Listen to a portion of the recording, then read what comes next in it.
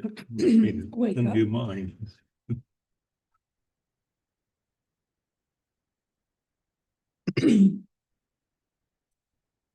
Yeah. And we are live.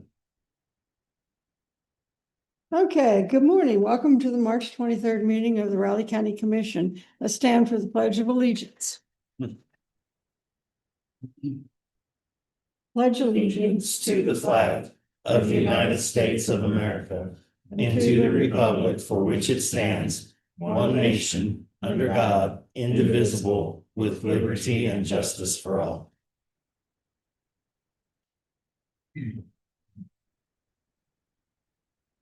Okay, public comment.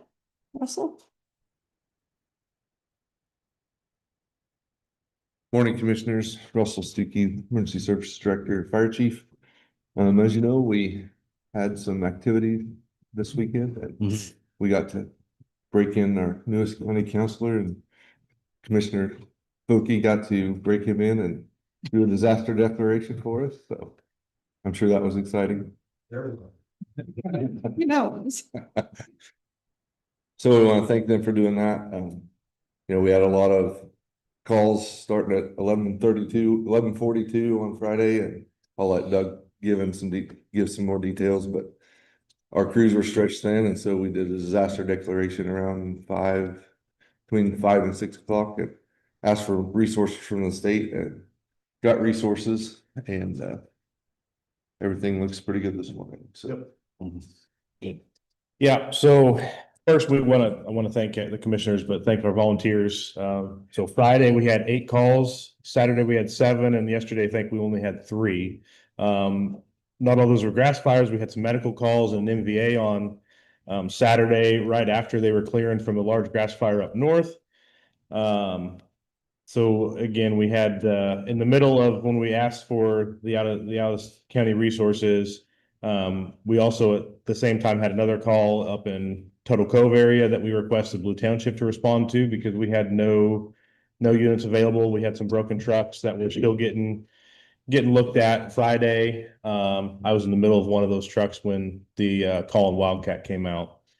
The Wildcat call was very difficult because there's nowhere to go. You got cedar forest with houses or cedar forest with houses. So we're up north. We can up north or farther down south where we can back away a little bit and do a back burn or whatever. We don't have that luxury in those areas. So that was why we added the resources from the state. I do want to highlight there was a group that was burning 800 acres from our burn east to Highland Ridge. I know there's a lot of Facebook talking about it, but that crew burnt a tremendous amount of acres without any incidents, and even assisted us because our fire ran into their fire, so it just sped them up. But then they came over and actually helped us put out fire on our side. So it was very helpful with that. So again, crews did great. A lot of calls. Luckily, Saturday we had one that started along the roadway north of Fancy Creek. Crews were able to stop it, and we held it to about 100 acres. And so that was very, very good. They had a very good stop up there. Yeah, we've been monitoring all the calls all weekend. When we weren't on other calls, everything looks good. But again, thank you, and just thank all the volunteers if anybody sees them. then I might add, to tag on to what Doug said, thanks for all the volunteers, but it was Dickinson County's task force and a Shawnee County task force that KDM sent to us. And then with a couple of Forest Service guys and a fire marshal guy. Yep. And so, those outside resources are what help us to be able to keep things under control when we're stretched to the max. And so vice versa, when people hear, another day we may send trucks somewhere else, if we want them to come help us, we need to go help them. So, when it's really bad, before we send trucks out, we kind of pull our volunteers, make sure we have plenty of help still here and that we're not sending all our help out of town, but it goes both ways on that. And to tag on a little more on what Doug said, I didn't look up the exact number, but there were hundreds of prescribed burns that were carried out without fault that didn't require us to come out. It's just that small percentage that requires us to come and go. And so just don't want the public to think, oh, they burn and it gets out of control. The ones that get out of control are relatively small percentage of the ones that actually occur. Absolutely. Yep. Yep. Any questions? All right. Thank you. Thanks. And Thanks. obviously no need to continue the declaration past today. So. Yeah. Yeah, thank you. Hopefully. Okay, do we have any other public comment? Seeing none, we'll go to commission comments. Commissioner Ford. Sure. Well, Friday, I had a meeting and dialogue with a group of constituents. Nothing major, just wanted an update on things that we're working on, including our discussions and reorganization, 2027 budget, just tax discussions in general, and just an overview of both our comprehensive and strategic plans that we currently have in place. Had a good dialogue, was able to discuss in full everything that we're working on, and may or may not have another follow-up dialogue somewhere down the road. We'll just have to wait and see on that. Over the weekend, I spent the weekend in Kansas City with some friends I hadn't seen in a very long time. Watched a lot of the second round of the men's NCAA tournament. Went down to the Power Light District Saturday night for dinner and hung out the plaza yesterday morning and had lunch at Jack Stack's, which is always a favorite of mine. And then came home Sunday afternoon, got caught up on some chores and some things at home, and got ready for everything in the upcoming week here. Looked like K-State didn't fare so well athletically over the weekend. Women lose at home, and then baseball team gives up 2-3 to Arizona State. I mean, weren't really good games either, really. So I watched that ninth inning. yeah. Mm. I don't know how you go from being really good to just blah. I don't know. Baseball is weird like that sometimes. So happy to catch that. And like I said, that's about it for the weekend. Okay, Commissioner McCullough. Thursday afternoon, had a meeting with the contractor and engineer or an architect about for the new emergency management building, about the foundation for the tower. And there's still questions that they're hoping to have them before our next meeting Tuesday, cleared up with the engineers. Later Thursday was a city county meeting. Heard from the Food and Farm Council, which we had recently heard elsewhere, and a presentation on the Manhattan East Gateway project. I think if we have time at the end of the meeting, I'd like to talk about our future with that meeting. It's not worthwhile for me. And then over the weekend, Sunday afternoon, we attended a Quilt of Valor presentation for a friend. It's they're special quilts that are made that quilting group that was in here. They do these that for veterans that someone nominates a veteran and then they get these quilts, and they're all related to the military somehow. This one he was Air Force, so it had big eagle on it and stuff. It was really nice. And and then we attended the basketball game. Played great for 3 quarters and then didn't make it. I did watch, like I said, I was eating at Power Cat Grill and watching the basketball games, but then also the baseball game. I don't know if you watched in the top of the ninth, we scored to go up 11-10. We lost 18 or no, in the bottom of the eighth, I guess we scored. They scored 8 runs, including a grand slam. It was a parade. My name was Jane. That's all I've got. Okay. Well, Thursday after our meeting, I met with Russ Stuckey about some concerns he has going forward. We also talked about the remodeling and fire season that's ongoing. So it was Thursday. Later that afternoon, I too attended the city county meeting at City Hall. Vicki James gave a presentation on the Food and Farm Council and reported on their 10-year plan that included the food recovered, the blessing boxes, kitchen restore, common table, and other activities that they're involved in. After that, the city manager gave a report on gateway proposal into Potawatomi County. I asked about fire services, and I said they would build a city fire station, and I also asked about RCPD services in a different county than Riley. I didn't really get much, any answers. She said the city currently gives 30 meals to RCPD, and I didn't get any clarification on what that would include or, didn't. So anyway.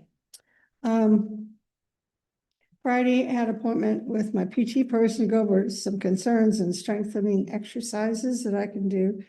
We had a long discussion on the neurosurgeon suggestions, and we'll have some other sessions going forward. I have additional exercises to work on, and including the existing ones. Then Friday afternoon, I had a call from Russell Stuckey saying we needed to do a disaster declaration for at that point, 5 out of control fires in the county. So I was able to get in touch with Michael Hawthorne. Thank you so much. And he went to his office to get one ready to sign. So I was downtown at the time. He was able to get the declaration signed and sent to the state for assistance. So worked on that. Got it done pretty quickly, which was good.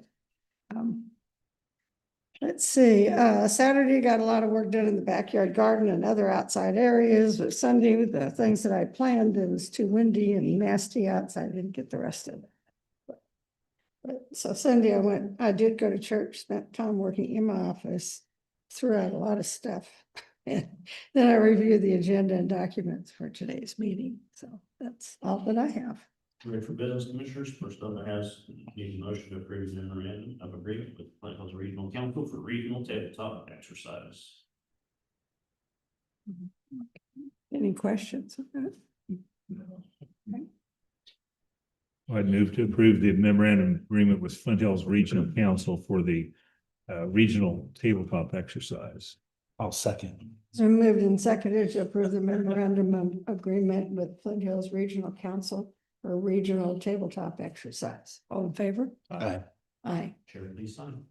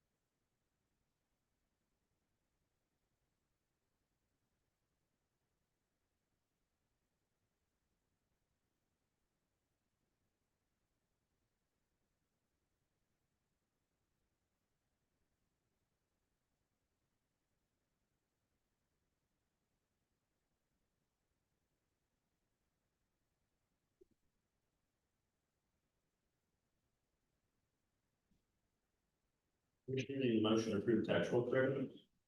Do I make a motion to approve the tax roll corrections as listed? I'll second. So moved and seconded to approve the tax roll corrections as presented. All in favor? Aye. Aye. Chair, please sign. I have one.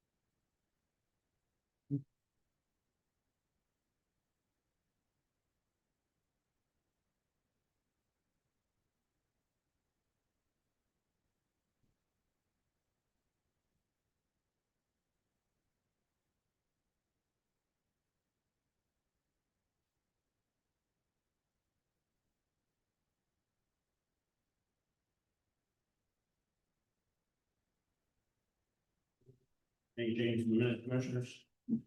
Yeah, I did have something, but I have to pull them up. On item 12, which was the nurse thing, one of the, go ahead and find it. There's a mix up on the repeat, it says we recess as the Board of Commissioners and then instead of the motion to approve it, it says that same thing again. Instead of our motion to approve, it says, and then at the end, it says change from the Board of Health back to County Commissioners, but the one for the motion is the same thing saying recess. The second motion, did correct? Yeah. Okay. Good. Anything else? So, yeah. I didn't have anything. Okay. What was today anyway? 19th. Okay. Well, I make a motion that we approve the minutes as amended from the March 19th meeting of the Riley County Commission. A second. It's been moved and seconded to approve the amended minutes of the March 19th meeting of the Board of County Commissioners. All in favor? Aye. Aye. Tentative agenda slip, commissioners. Any items for next week's press conference?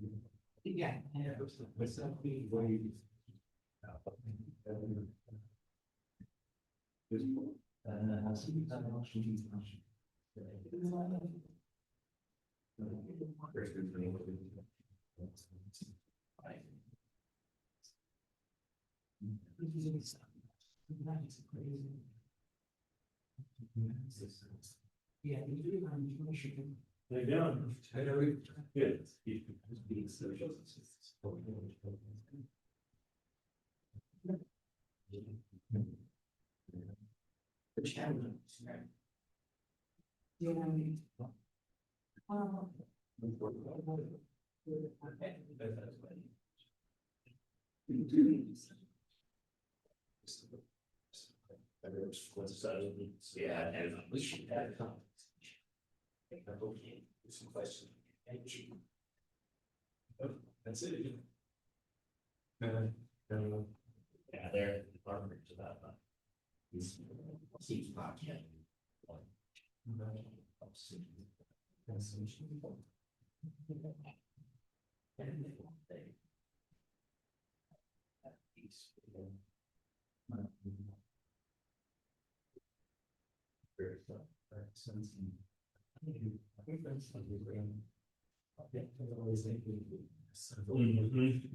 Yeah, definitely nothing. That way for the fun. We can all say it.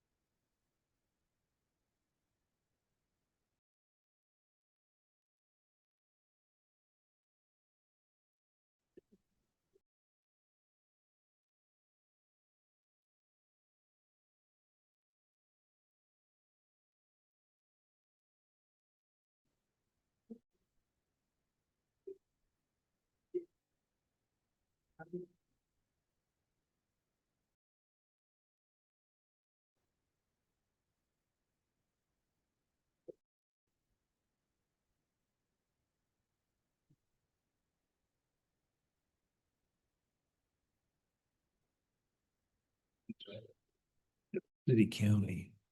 I was wanting to say something, but there was a huge crowd of people that wouldn't have a fight. Yeah. We'd see the email saying. Boy, I agree. I agree. it's, like I say, food and farm council, we had it intergovernmental Mhm. a couple months ago. And we've heard this one. This month is what, this month, the next month is the gateway presentation. Yeah. So it's just giving. We're just regurgitating. When we've asked them for something, what are you planning on doing? Right. They go, well, what are you going to discuss your secret about survey? They said, here it is. They sent it back to us and, here it is. And, so it's cities Hijacking it. and of course, private county people were there.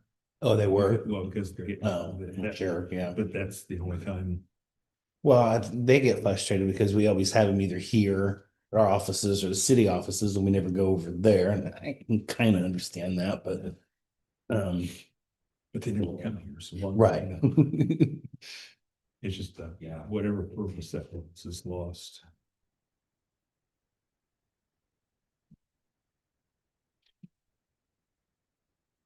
I didn't know if we need to send an official.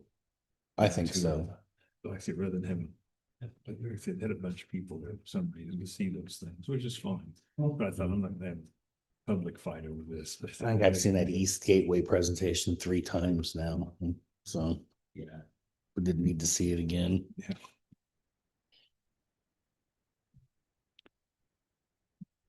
Again, in the presentation, Doolin brought up, I know Commissioner McKinley is questioned about CPD, but we'll have to take care of, you know, it's just. Yeah. What do they know? And I asked her, I said, well, can you annex all that property without their permit? Well, she said, when they, all those sewer and water goes through Manhattan, Mhm. when they signed those agreements, that's why the agreement says they won't oppose annexation. But that's the water district. Yeah. That's the water district, Right. not the property owners. Most of the property owners I talk to over there are not in favor of No. it, not close. You know, and I should have brought that, I thought of it, I should have brought that just to stir D up, saying, yeah. It's a lot different, make it a lot easier if you just, if Riley County is annexed, Lee Township, move Lee Township from Puck County to Riley County. She'd have a heart attack.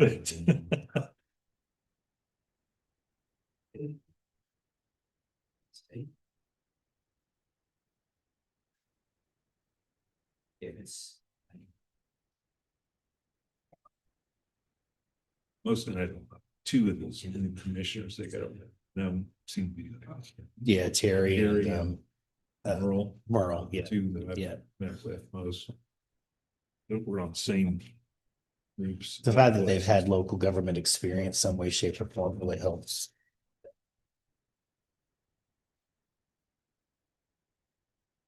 Well, they show up to the meetings. Yeah.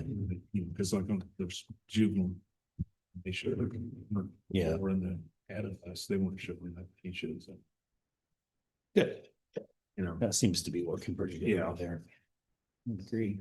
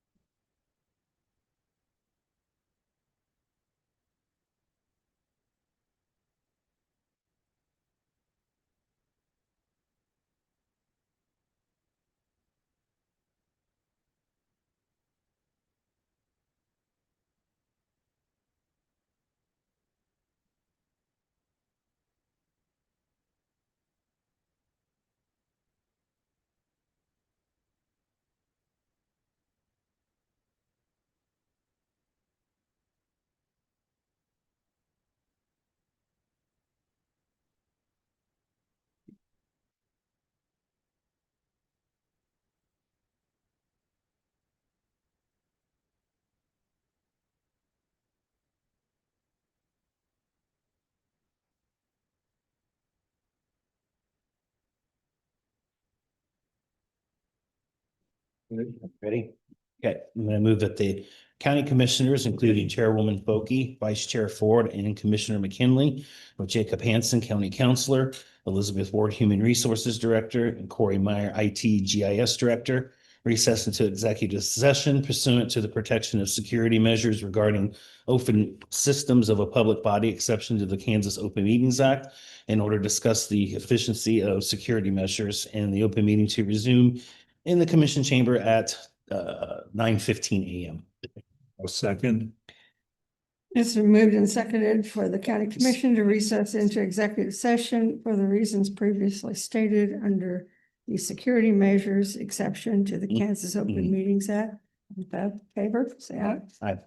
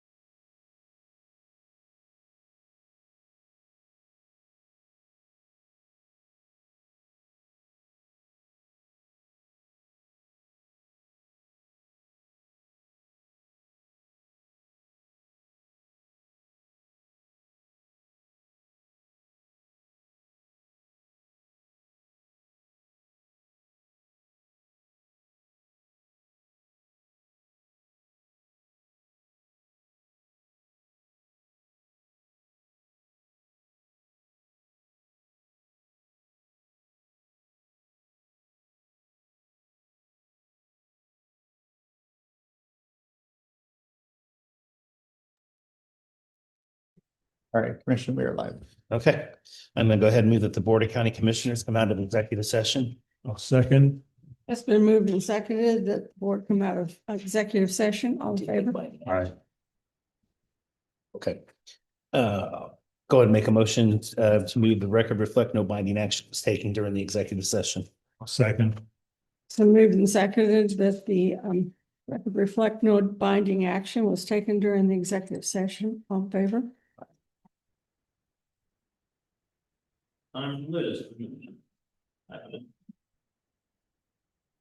Good morning. Well, we have some big news. Our Chief Operations Officer, who's been with us 38 years, is retiring April 1st. Oh. So Amy Phillips, who's been with us about 16 years, is training to take in 38 years worth of knowledge into her brain. So the statewide waiting list is, they had capped it, as you might remember me talking about. We are now over what they had capped it at. So there's 4,895 people on our statewide waiting list, and that's up 67 from a month ago. The average wait time is still over I think it's about 8.5 years. Legislative session is exciting, lots happening, kind of still holding our breath. We just attended Advocacy Day with over 800 people, providers and stuff within our state association at the Capitol this last week. So it was a very exciting, energetic day. We took 33 clients and staff, and we were lucky to get to meet with several of our legislators, even though they were really busy in session.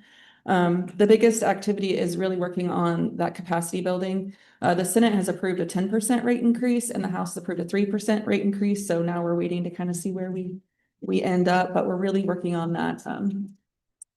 That to prioritize VSP wages specifically. Big Lakes is about 95 staff openings right now.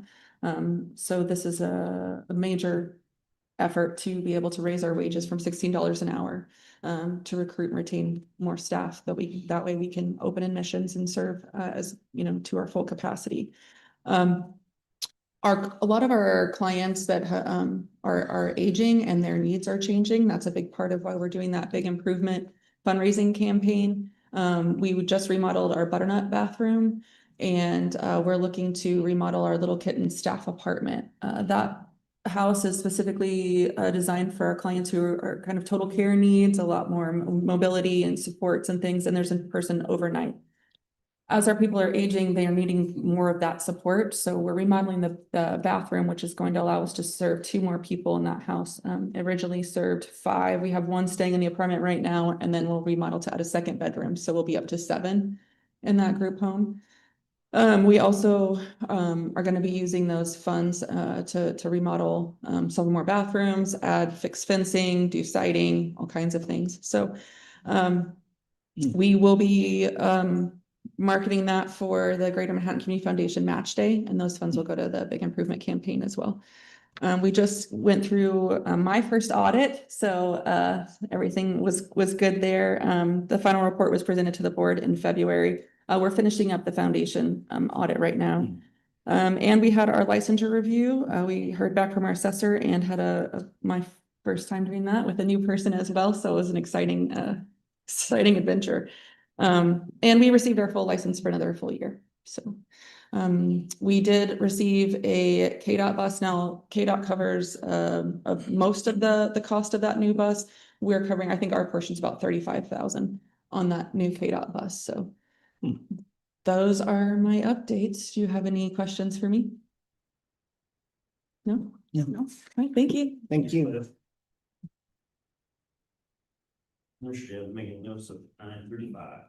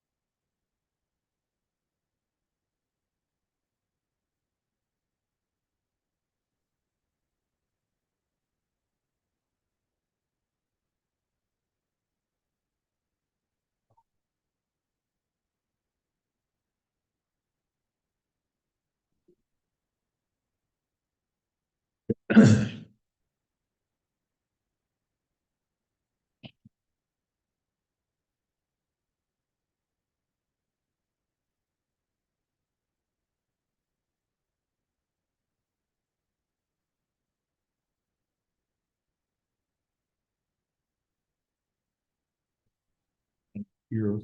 I send a print, send it to the one of my office. Then I switch it here, so then I go back to my office. It print, it doesn't work It didn't work there either, yeah.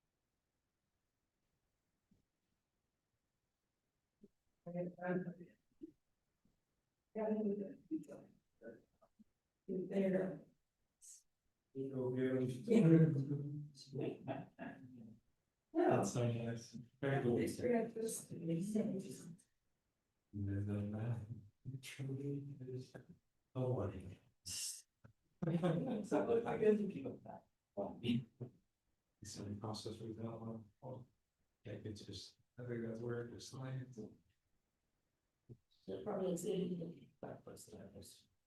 Yeah, no, if they have a worry, they should just call us.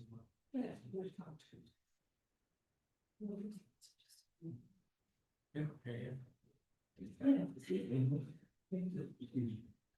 Was. That is. Did we do the home or did they start that? That's what it was like October. That's a push. Let's move on. So, yeah,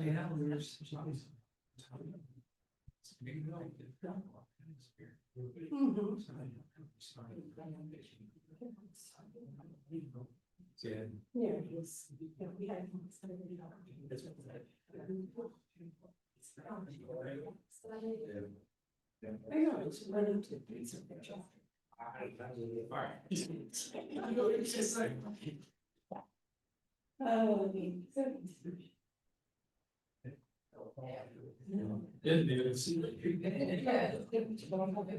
Yeah, fair enough, right? Fair enough. I did.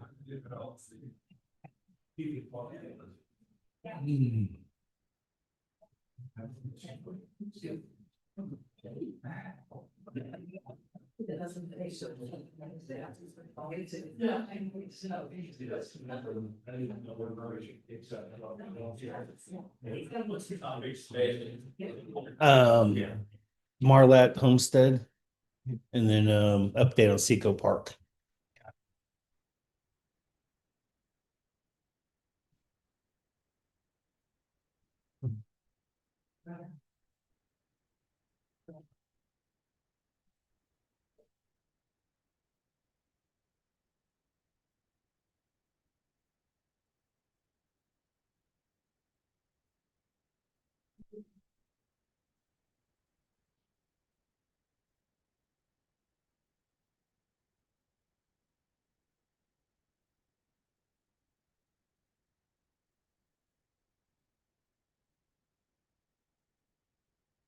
Where you're saying stuff, it's not stuff. That's all. I didn't look at the other kids. I think I need a sherry breakdown. The same thing. No, I was trying to figure out, I guess I've never really noticed this red shed. This red shed is here. See it? Yeah. No, right here. Yeah, I see it. Yeah, oh, okay, you guys just have one. I was just looking at that, it obviously red's, yeah, it's, It's got electric. It's good, but. Is that the? One. it doesn't even look like it. Yeah. Couldn't get it full moving. And it's got a slope down, you go from water down there. Oh, yeah. Yeah, you can't get to it through that tree that's right in front of it. And the bottom of it's all wrong with it. Yeah. It's like it's. We need that as we need it, but make it. Yeah. I just saw that someday. It's, I don't know why, it's the first time it's like, come on. Yeah, I know, I was fucking all day until 3 o'clock. And then never all that out. It was cool too. Yeah, we started planting trees, flakes, and all the road there, cedar trees for just a sight, and greening, you know, from the road, plus keeping the dust out. Man, yeah. What you become a little bit later, 9:30, you can tell what more coolness to the band. Yeah. Yeah. They're knocking there. It was. We haven't seen Bill Beach. Put a coat. You gotta just sit there and let it. Just beat you up to it, you're out there. You don't realize how much your body is fighting against it. Yeah. All those tracks. It's 40 red sisters. A lot. Yeah. Lot.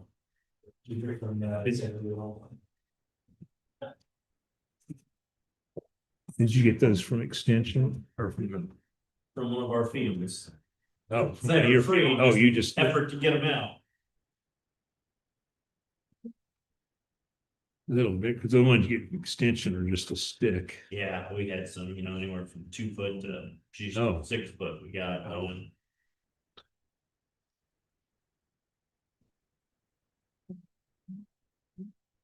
Dude, my text deal getting. He's on that church thing.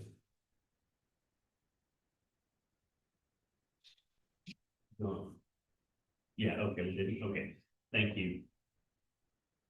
Oh, okay, thanks. Bye. Yeah, no problem, no problem, yeah, I figured to hear from them. Thanks. You bet. It's all kind of tied together, huh? Since it's all kind of tied together. Yeah, it looks good, yeah, it looks good.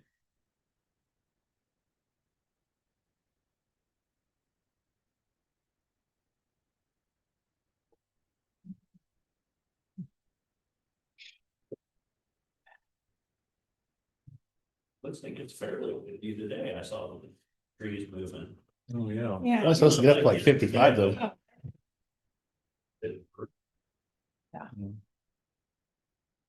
I was gonna do some refinishing on my patio furniture. It'll drive you.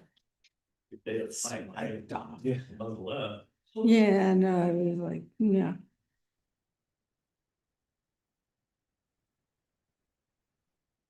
That's something you don't ever see anymore, people flying kites, Yeah. when I was a kid, We always used to, yeah. In scouts, we had some kind of deal where we'd make our own kites. But, We did that with scouts too. you know, Used to have, oh, we had some kites that were so wild. I mean, they'd lift you off your feet. that's what, yeah, yesterday, but Me anyway. it would have been hard to hang on to the kite yesterday. You're holding on to the string and it goes through your hand. We had ones that went, you had a dowel. Oh, and we had those really things, big- those directed ones. And well, those would take you.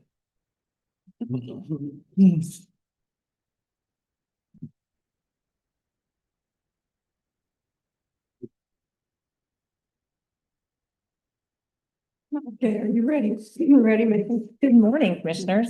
Megan Lewis with Community Corrections. I'm here for a couple different reasons this morning, but we'll start with my staff update. So for the month of February, we had a total of 6 intakes, and 2 of those individuals were released to their parent or guardian, 2 to relatives, 1 to a protective home, and 1 was placed in detention. And you can see that we still have some winter numbers, so those will start to pick up here now once the weather gets nicer. For our youth court immediate intervention program, we had a total of 28 participants here in Riley County and 5 in Clay County. For juvenile intensive supervision, we have 20 that are on intensive supervision in some capacity. That could mean here in the community, in the correctional facility, or on conditional release, as well as interstate compacted out or locally compacted out to another jurisdiction. For adult services, we had a total of 90 on intensive supervision. And then in addition to that, 3 that were in treatment, 14 in jail, for a total of 107. Recovery court, 18 participants in the month of February. 17 of those individuals were Riley County clients, 1 Clay County, and a total of 69 participants since the start of the program, with 23 of those graduating from the program here in Riley County and 8 in Clay County. Out of all of our participants, we have had a total of 20 that have been removed or revoked from the recovery court program for various reasons. And a few different updates that I'll tell you about is I'm going to ask you here in a few minutes about a few grant opportunities. We have a grant opportunity right now for a Bureau of Justice Assistance grant. It's a 3-year grant. And those are very limited opportunities right now in the last few years. And so we do have that opportunity that closes on March 26th. And another opportunity is the Carolyn Pine funding opportunity. This week, we have 4 individuals going to 2 different training conferences. 3 will be going to Branson for Recovery Court Conference, and then 1 to Oklahoma City for the All Rise Conference there. And that's all for the staff update. So our first, the first grant that I would like to speak to you about to see if we could get approval to apply for is our Carolyn Pine Foundation grant. And in the past, we have applied for different amounts. This year, they are allowing you to apply for a longer period of time. So we've applied for like 1 year at a time. This year, we are asking to apply for a 4-year period at $4,250 per year. And we use these grant funds for various direct client services, such as housing assistance, helping to pay for birth certificates and IDs, work clothing once they obtain employment, to help with things like required work shoes, required uniforms, different things like that, as well as transportation. And then if they need any type of dental assistance or vision assistance for exams or emergency procedure type things for a tooth to be pulled, stuff like that. So that's our first grant opportunity that I would like to know if you guys would approve for us to apply for. Fine by me. Good. Yep. Go ahead and make a motion to allow Community Corrections to submit the Carolyn Pine Charitable Foundation Letter of Intent. Second. It's been moved and seconded to allow Community Corrections to submit the Carolyn Pond Charitable Foundation letter of intent. All in favor? Aye. Thank you, Commissioners. The next opportunity is the Bureau of Justice Assistance Grant, and it is titled the FY25 Strengthening Community Supervision Agency Operations Program. It is specifically geared towards community supervision agencies and how you can focus to reduce recidivism in your community. It's a 3-year grant, and let me scroll through here for our Carolyn Pine one. It's pretty long. I apologize. I feel like our applications are always long. This opportunity would allow us to implement a few different changes, quite a few actually. We would like to utilize the money if we are awarded for the RePath supervision platform, which is something that we're using with the juveniles right now. And we would be able to do that with all of our intensive supervised clients, in addition to a temporary part-time compliance officer and a temporary part-time peer support specialist. And that we did budget in our application for all of the IT expenses that Corey had mentioned that we needed to include. So like laptops and software expenses and things like that. And then in addition to that, increase our random drug testing for all of our clients to 7 days a week. And that would cover the wages as well as the drug testing supplies, and increase our client access to direct services, things like housing, dental, medical, prescription, vision, and then also pay for the personnel cost of our ISO 1 position and our recovery court defense contract, in addition to a life skills curriculum, and then the required staff training for the grant. They do require different trainings that you have to attend, and then a program evaluator. So this application would include all of those things. Do you have any questions about that one? No. Now, what page are you on anyway? Well, let's see. This is just my commission agenda report. And I just, 38, there we go. yeah, and I just summarized because it's 135 pages. Sure. I just think you wanted me to go through that. No. So we can, but.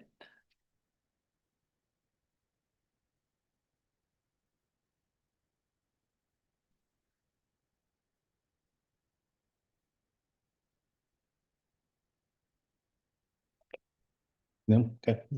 We'll go ahead and make a motion to approve the request to submit the application for the BGA fiscal year 25 strengthening community supervision agency operations program. Second. It's been moved and seconded to approve the request to submit the application for the BJA year 25 strengthening community supervision agency operations program. All in favor? Aye. Thank you, Commissioners. I do want to clarify one thing. Although it's called FY25, their announcements are delayed. And so there will be a delay in when they're awarded, and then you have to request an extension for that period of time if they were to award. It seems silly, but I wanted to make sure you understood that that's how that works. And it would be the extension we would not be supplanting. We would make sure if we were received any grants in the interim that we would not be supplanting, because that's a big requirement on the federal grant side. So, okay, and I think I could just scroll through all 135 pages for the next person. Well, can you, I had questions back dozens of pages on recovery court. Mhm. When you said 20 have been removed, does that mean 20 that just, they were removed during the process?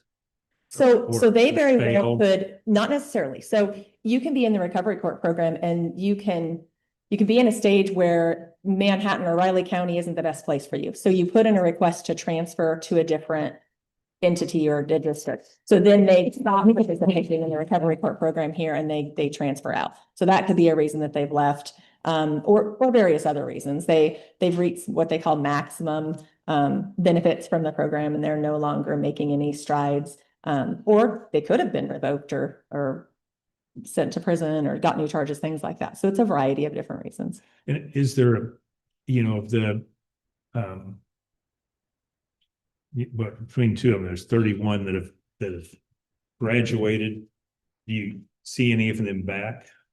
I mean, it's only been 4 years, but I was at a meeting the other day and somebody was talking about how it had low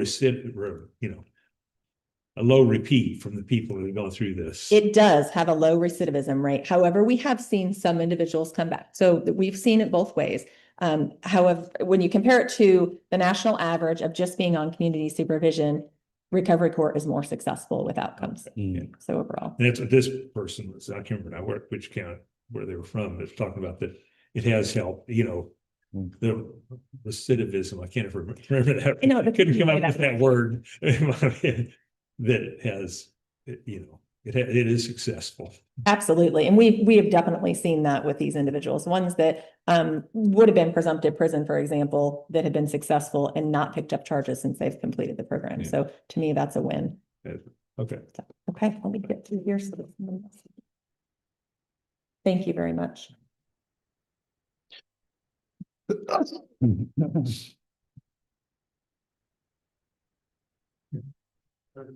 Showers tomorrow and be nice with. Leadership. Okay.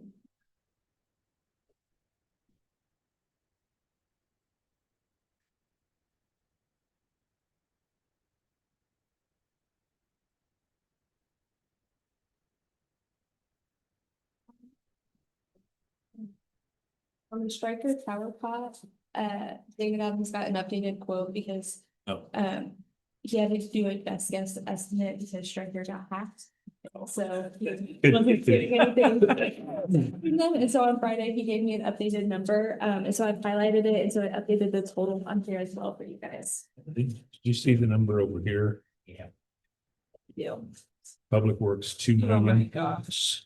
Yeah, I saw that. I'm going to look at that. But why the heck did I look back here? Nope, Okay, that just could've- typo. Yeah. That makes sense, Chuck. Yeah. Okay, perfect. Thank you.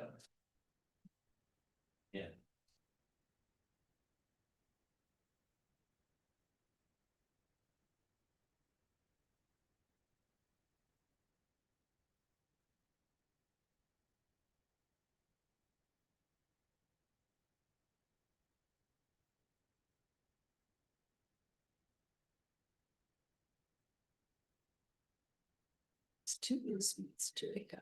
Oh, yeah. This lady's got all this. Well, we've got Mr. Kobe. Yeah. That's everybody else's thing. Some of them picking up. Oh. The guy across the streets of road. She's got a grandfather sitting. He's in years.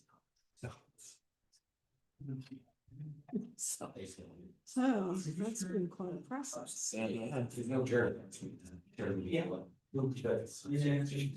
to look back at it. It's 25 calendar to see what we. When it started. Just wanted to let you know that is all of those exemptions, that's the way. So it would have to be it'd have to be a system change, so we'll reach out to vendor and see because The refunds are correct, but when it goes in, The the reason the numbers don't make sense. bottom did, the Yeah. pieces going down. It's because it was putting the appraised value down there. And then the difference between the assessed and the appraised is what was showing over there, and really it's a zero. Right, And so, I knew it, but it should be, but the numbers. right, the numbers aren't, and that's the effect of the system. So I'll go ahead and just let Jim know that we need to reach out to our vendor to see if they can get that fixed, because I understand the concern, Yeah, just- and Yeah. Bottom line, that's the Yeah. numbers in between. the tax is going back and correct, and he said with every exemption decision that comes back, that's what happens. And I'm like, well, that still seems a little. I haven't, I think, maybe it's been, I hadn't noticed. Never noticed that, yeah. But that's when you got. Uh-huh. Helmet, 6. We probably is 2 years. So you. Other fixed total. And that all went. Yeah. So then it's sort of. The tax amount was correct, Yeah. but the way that it printed on that form is where that, yeah. So Okay. we'll reach out to the vendor and see if there's not something they can do, but I just wanted to let you know I heard back. So, Okay, thanks. yeah, thanks, Greg.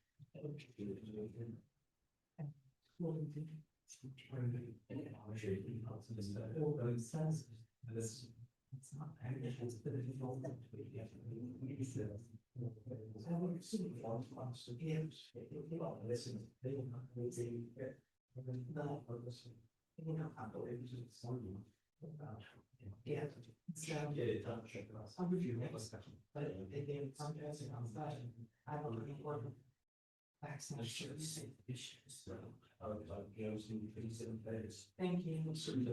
Thank you. I can't believe that, to be honest.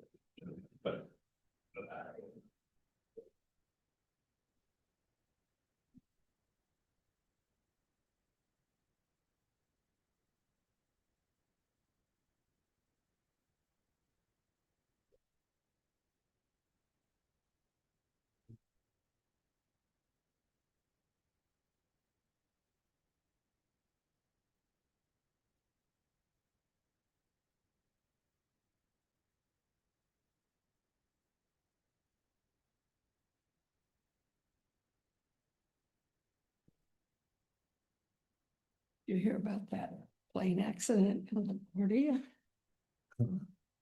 Plane, there was that fire truck running across the runway while the plane was landing, killed the pilots and injured a bunch of people. So they closed the airport. This is just, I can't believe it. Yeah. Spare me. But yeah, control it with it. It's runway.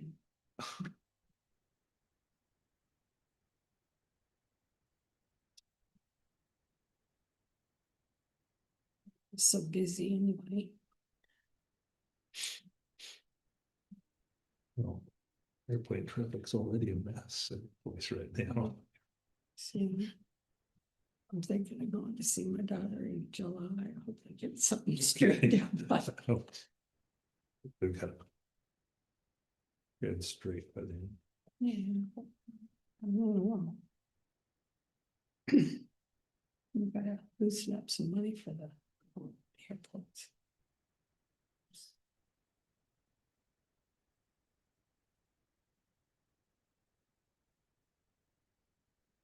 I guess it smashed, or smashed the whole front end in. Right. That'd take a lot to say airports. This fire truck's pretty big too.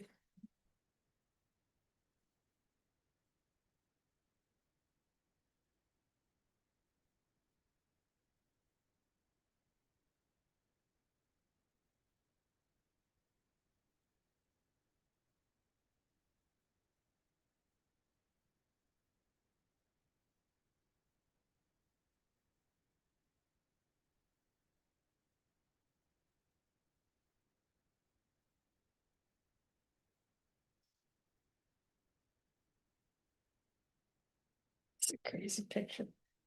My daughter's horse is 16. Oh. This is nothing.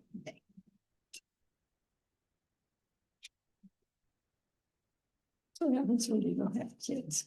Yes.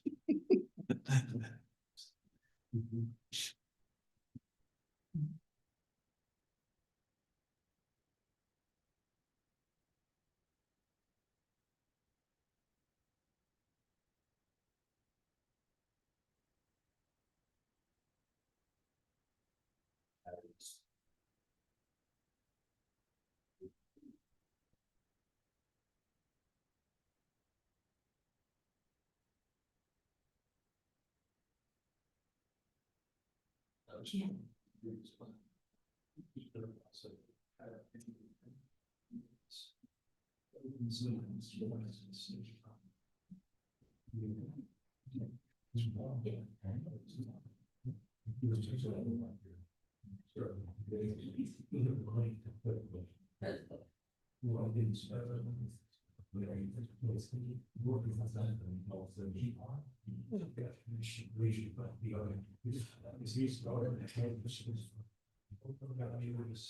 Drop my connection.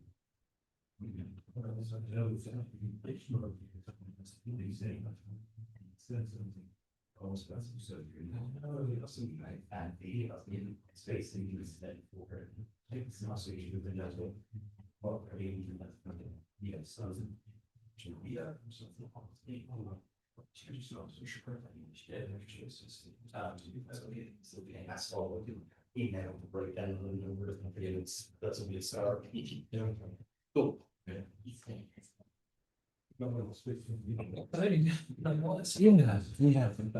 Always interesting.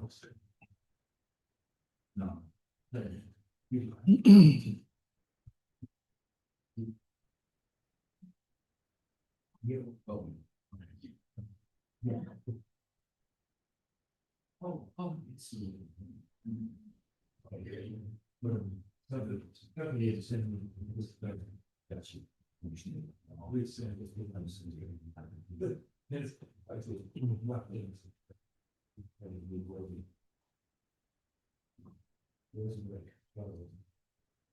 About a week away from baseball.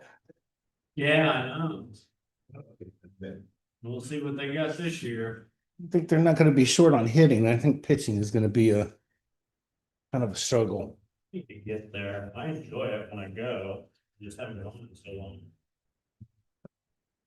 I usually either do it early in the spring or kind of later in the season when. It's not 120. Exactly. Yeah, I've been there a time or two and it was just god Uh-huh. hot. You gotta pay $10 of water. Yeah. Yeah, water's more expensive than beer.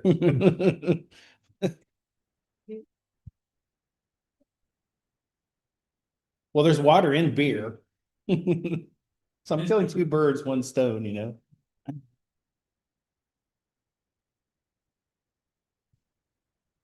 Yeah, you get beer. My question is, no, I didn't want a case. I just wanted one. Yeah. For that price. Yeah.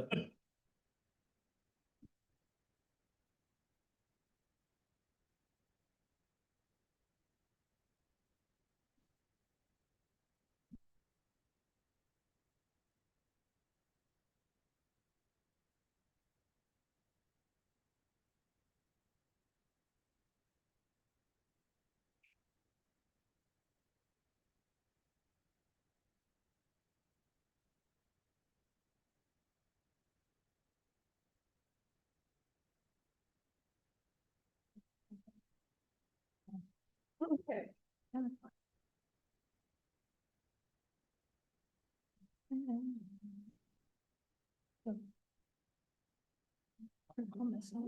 I saw something.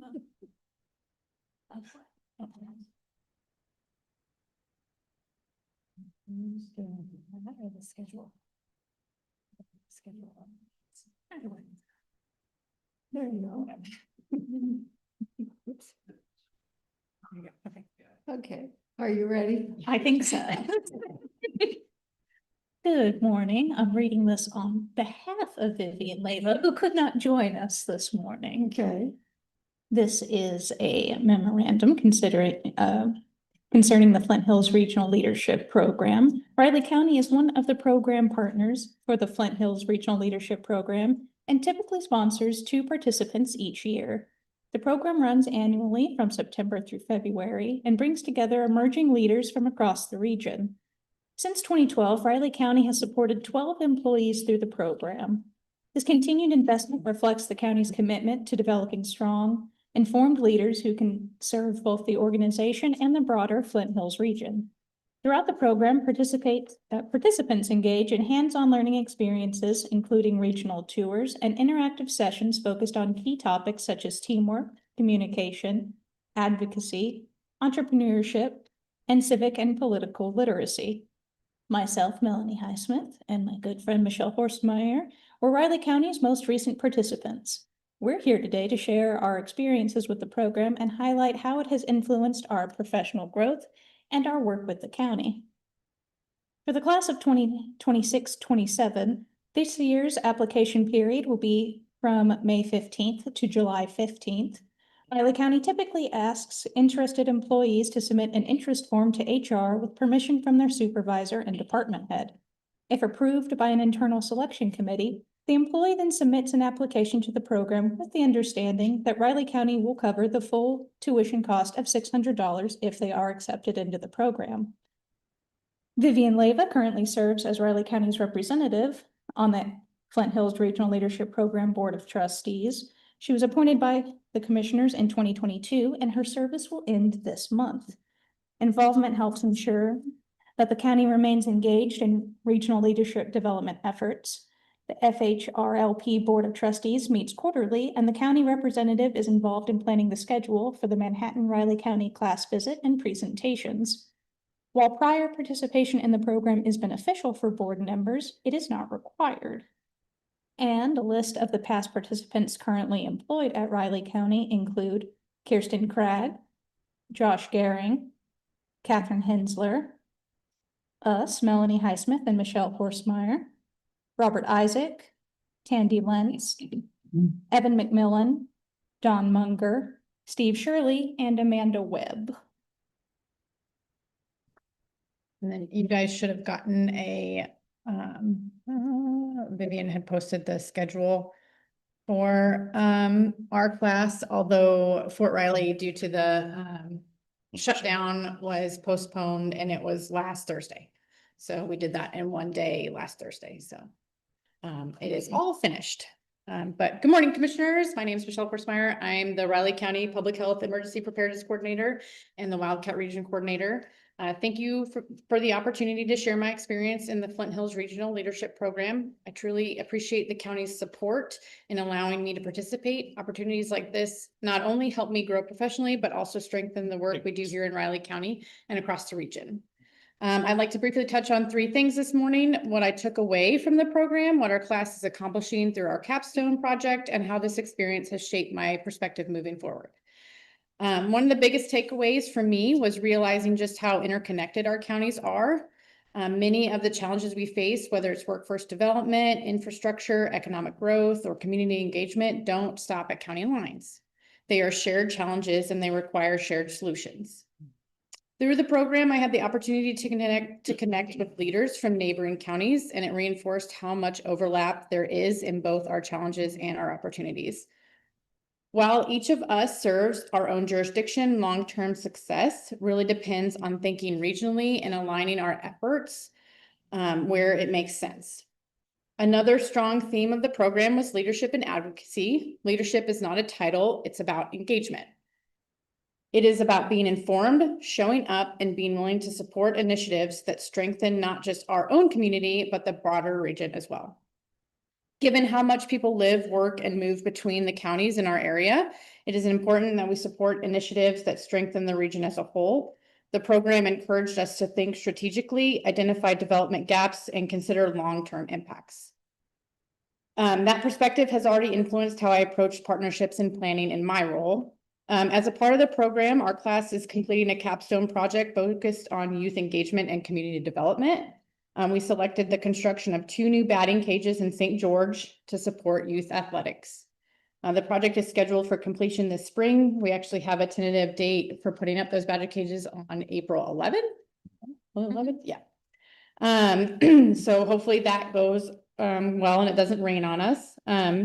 It is a tangible example of how coordinated effort can turn an idea into a lasting community asset. Overall, I'm very grateful for the opportunity to participate in the Flint Hills Regional Leadership Program. The experience reinforced something I strongly believe, that the strength of Riley County is closely tied to the strength of our region. And by continuing to invest in leadership development and strong partnerships, we position ourselves for sustainable growth and expanded opportunities for the people that we serve. Thank you.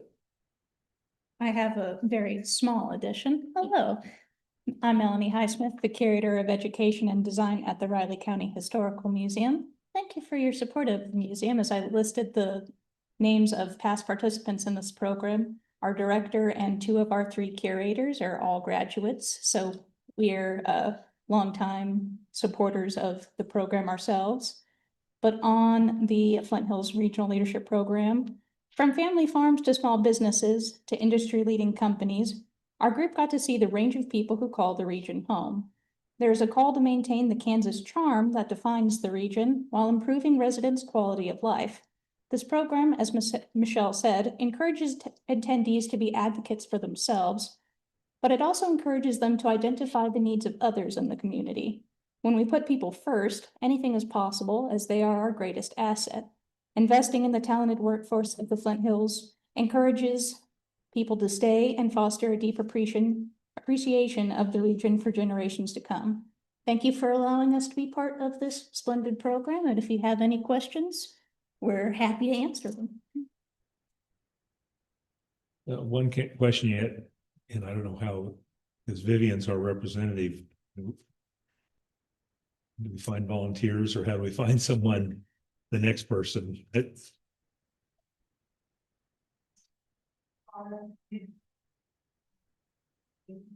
Yeah, I talked briefly about that on Friday, but. Like I say, we just, I don't, find someone that's interested, that's, We got started.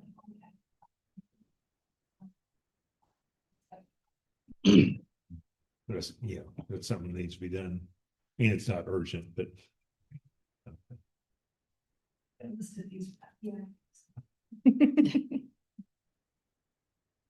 Any other questions? Thank you. And we just wanted to give you our class. Little token from our class. okay. Eco class. Oh, great. Thank you. Guys. I'll go with my mouse pad. Thank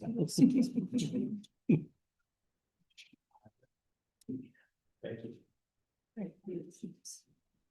Remember to make breakfast. That too, yeah. I thought of that last. Like poster. Poster.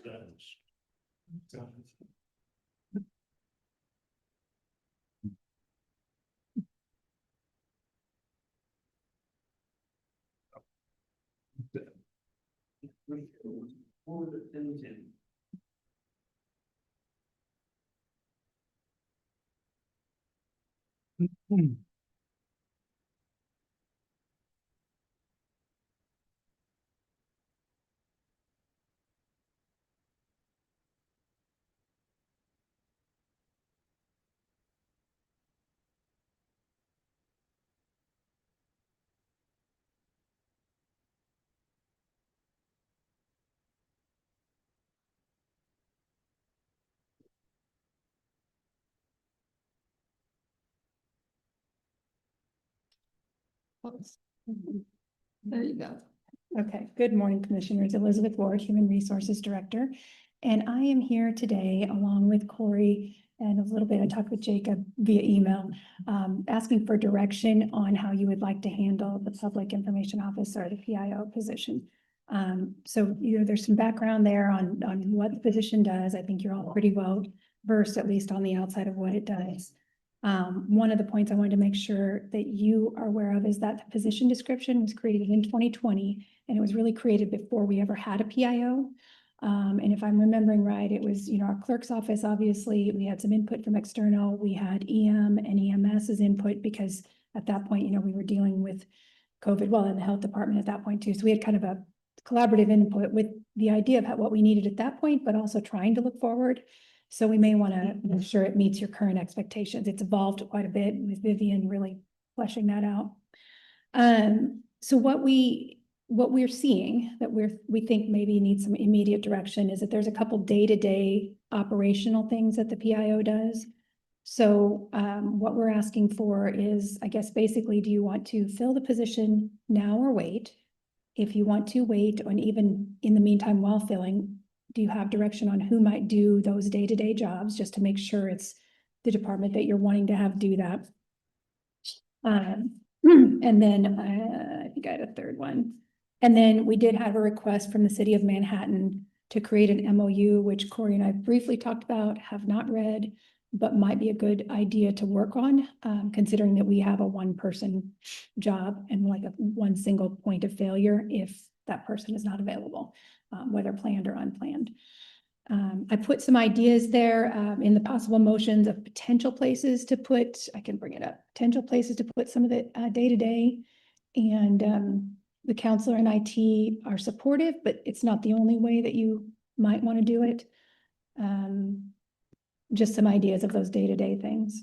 And there might be other things that, I haven't thought of. I did talk with Vivian. She is very supportive of helping us either guide on the MOU, help transfer some of the information. I know she's already given account passwords and access, made sure that Corey and Derek have that. So they're, at least right now, they're the keeper of that information. Well, except in maybe, no, I didn't read through the description, but I'm sure there's a lot, the live stream and a lot of IT stuff wasn't on that Yeah, I job think so. description originally, but it is a part of that job now. Yeah. But that'll have to be changed. And I assumed we were gonna fill it now. Okay. I was assuming too. So who would you like to take the lead on that? Currently, the county clerk is the director. Do you want the county clerk to take the lead and fill that position? Do you want to try to have? I mean, we don't have an administrator yet, Right. though. Right. You know, I want to make sure we're not going in a different direction than you want to have. I think we need to get it filled, and I think, yeah, we should just do it the way we've done it for Yeah. now.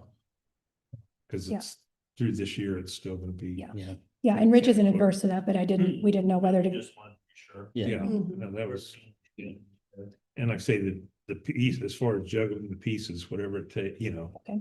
Whoever, like I say, the IT is, Derek's been assigned to covering things. So are you all okay as Corey sees it, we kind of work together and say, okay, yes, this piece IT can or cannot, and when we have a challenge, because I am a little concerned about IT taking on the whole scope of PIO. I feel like a lot of those things have to go on hold while we have an opening. It's probably true, yeah. That's what I think. Okay, yeah, Yeah, because, we just had our website update and it Right. looks really good. I don't know if there's upkeep that needs to go forward on that or. yeah. So there is, and that's one of the things I recommended to Corey that we hold on. Derek and Corey probably need to make sure everyone has access, that the site's functioning, you know, there's not broken links, those kinds of things. But as far as like continuing to Continuous increase update, and that's- make better, I feel like that probably would go on hold. I don't know Yeah. that his team can support that. We can just, Apparently we have a visitor. We do, yeah. Oh. Who wants to be part of the live stream? Okay. Yeah. is that what? Yeah, it's a Robin over here. So Corey, as far as like increasing or continuing to improve the website, I'm hearing we hold back on that a little bit.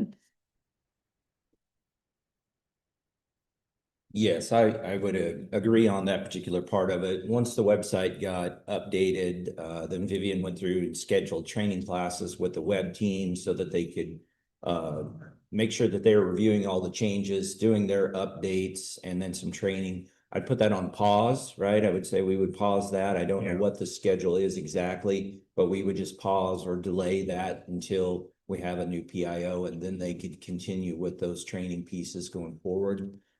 Coverage for commission meetings is fine. We'll be able to get through that, especially we'll be back downtown at some point. Yeah. Yeah, and issues that come up with the website, if they're having errors or problems, they can contact us just like they do any other program in any department, and we'll do what we can, or we'll be the liaison to Civics Plus to get them assistance. The live stream, obviously, I know Commissioner Ford, you have your Thursdays. I do Mondays and Thursdays, Both? but if we need Okay. to, Derek probably knows, yeah. we'll figure So, it out. We'll figure it out. Yeah, we'll have that all taken care of. We need So, to do once a week. or we something. will make sure and handle things in a minimal capacity as far as to those, but if it's coverage of an event or those kind of things, we wouldn't be able to do that. That goes back to the MOU that Elizabeth was referring to be able to have organizational coverage, helping each other, between, I think, city. And PD. Yeah, and so I won't overspeak on that part, but yes, we can certainly help close the stopgap there while the hiring process is taking place.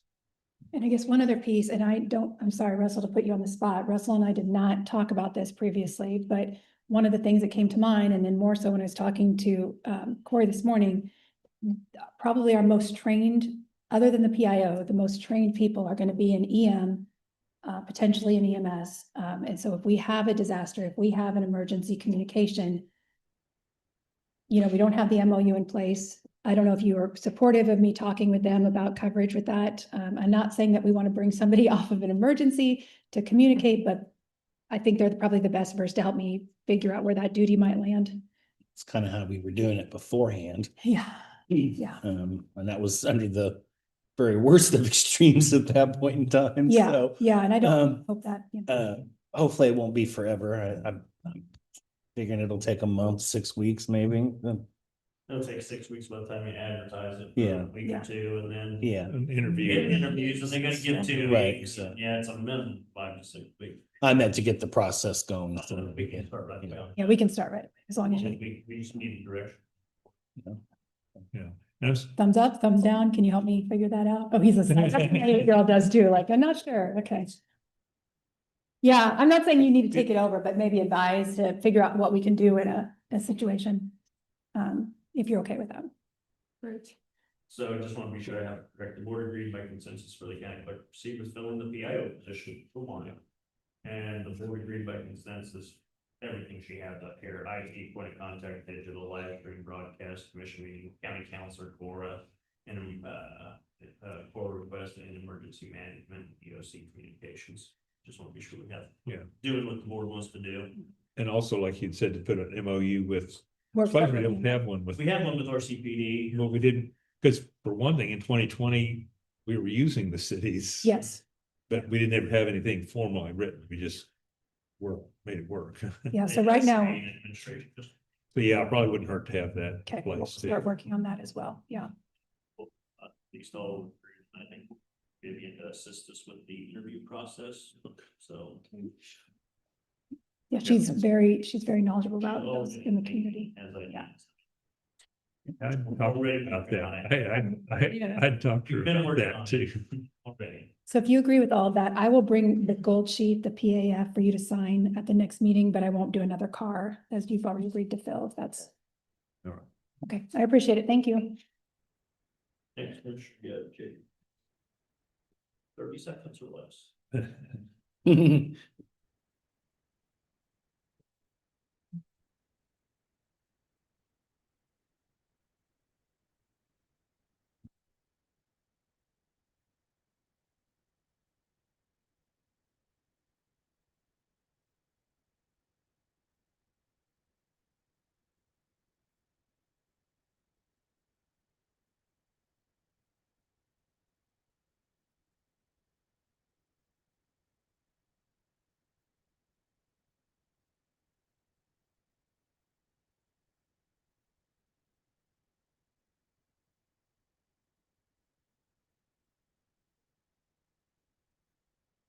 All righty. Good morning, Commissioners. Jacob Hanson, Riley County Councilor, here for administrative work session and a staff update. As has been somewhat customary over the past couple weeks, couple months, I usually take this time to talk about legislation, kind of what's going on there. And we are in our, hopefully, last stretch towards the end of the week, where that's our drop dead date, and we'll see if any extended sessions are necessary. Right now, it's really come down to, I hear that there's rumors that they're trying to have the budget done by Tuesday this week, so they can focus on property tax legislation and things of that nature. But it still appears that they are not on the same page. Chances are, well, it's hard to say whether or not they lean one way or the other at this point. We don't know how they're going to go, but all I can really say is that it's up in the air, and I guess we'll see where it falls as far as that property tax legislation. Nothing additional has necessarily changed since last time I spoke. It's more just at this point whether or not they're going to debate and how that debate's going to go. We'll see where it ends up, and whether these conference committees can maybe negotiate. And then that goes for a number of other pieces of legislation that we're watching right now. I mean, they're going to have a lot to get through. There's many pieces of legislation we're watching right now that have yet to have any final action done and that are scheduled, but who knows if they will actually get to a vote. It's kind of a toss-up. So we'll wait to see what happens towards the end of the week, and then we'll have a more detailed presentation for you guys on what gets through, what we think is likely to get past the governor. And I'm sure Tom and Nick will have some information for us to digest on that as well. So that's it as far as my administrative update. I didn't have anything particular. The staff update, I will note that we, of course, on Monday was the deadline for the First Christian Church RFP issuance last week. And just to confirm that we did not receive any bids whatsoever for that RFP.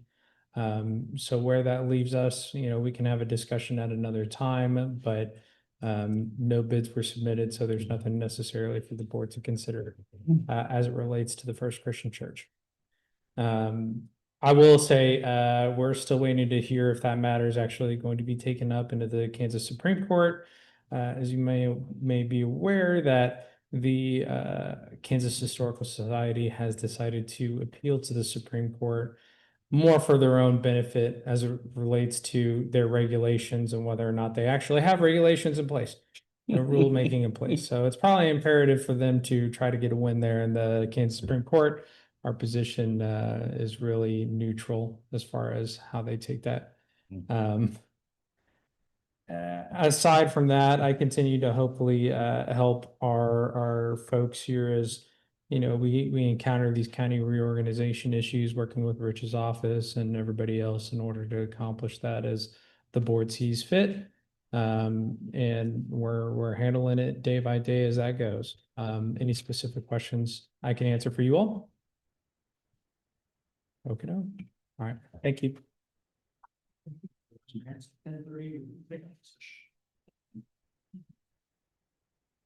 We go the whole time. Well, I assume so. Okay. Plan on taking the full time, I think so. Okay. If not, we can just get out early. Yeah. Helps me get the motion ready.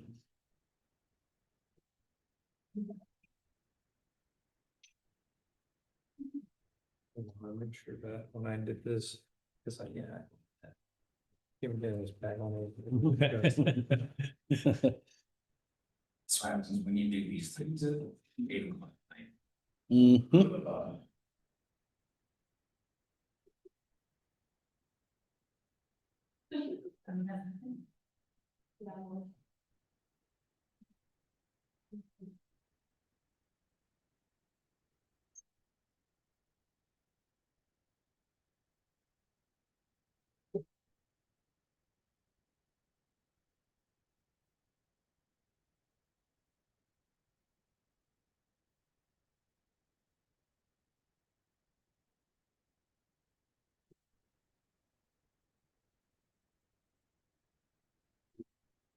Mhm. Yeah, a little bit, it always catches. It's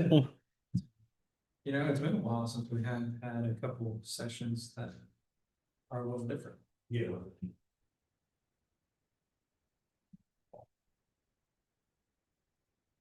Is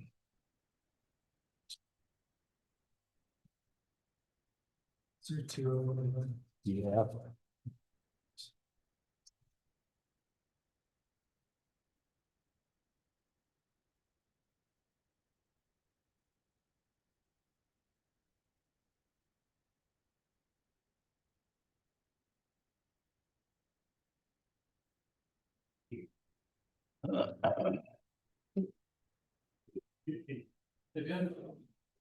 Yeah, don't look too good, right? Driving by it, good one. And all will see. I need to figure out.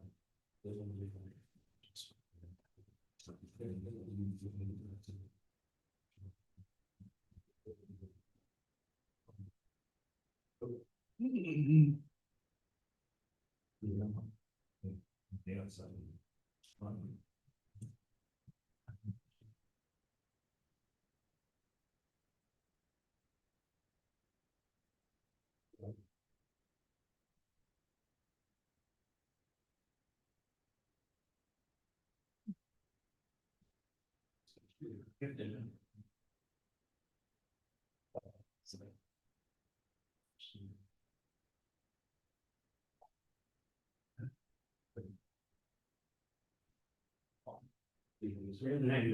Not bad. Good.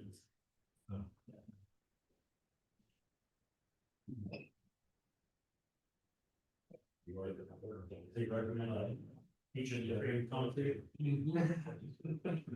That's what we can, huh? Yeah.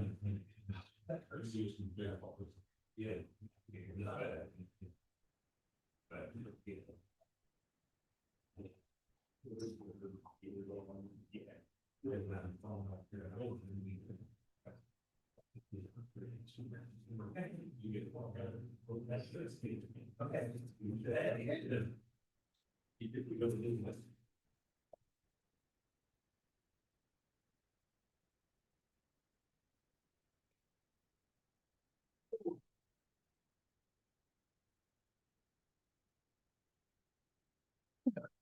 No, yeah. That's enough. That would be yellow before that. Black every yellow gift. I said, no, I left there, shit. Huh? She was dilapidated shit. Sits right here. Is it really? Let me say one, but it's kind of a mess and nobody's sure what it means.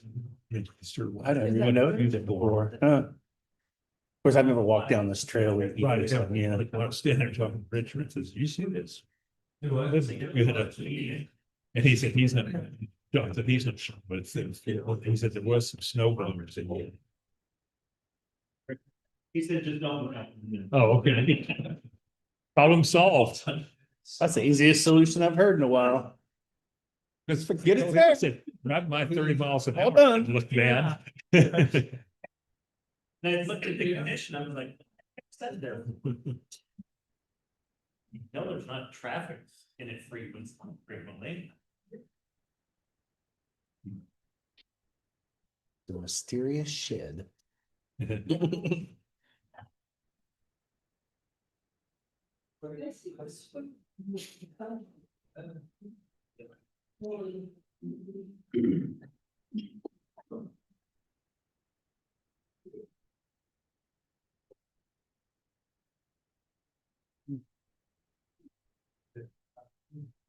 I was thinking that too.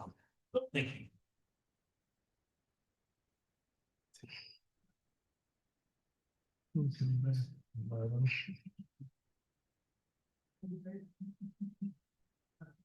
Michael, you too? No. Seven. Yeah, that.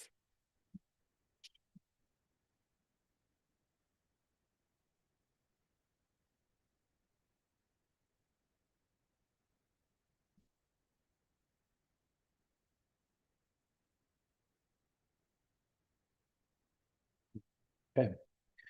I'll move that the county commissioners, including Chairwoman Foki, Vice Chair Ford, and Commissioner McKinley, with Jacob Hansen, County Counselor, Rich Fargo County Clerk, Brittany Phillips, Budget and Finance Officer, and John Ellerman, Public Works Director, recess into executive session pursuant to the preliminary discussions of the acquisition of real property exceptions of the Kansas Open Meetings Act in order to evaluate certain real property in the open meeting to resume in the county commission chamber at 11 a.m. I'll second. It's been moved and seconded to for the county commission to recess into executive session for the reasons previously stated under the acquisition of real property exception to the Kansas Open Meetings Act. All in favor, say aye. Aye. Aye.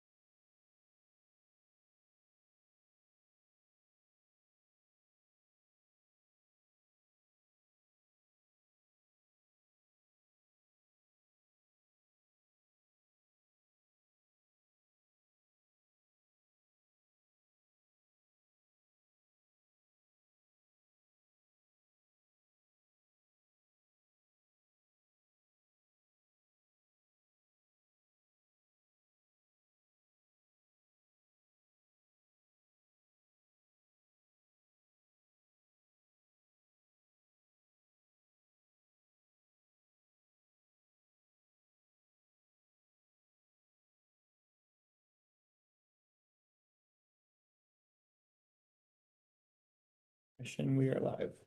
Okay. Make a motion that the board of county commissioners come out of executive session. I'll second. So moved and seconded, the Board of County Commissioners come out of executive session. All in favor? Aye. Aye. I also move that the record reflect action shall be taken consistent with the consensus reached in executive session. Second.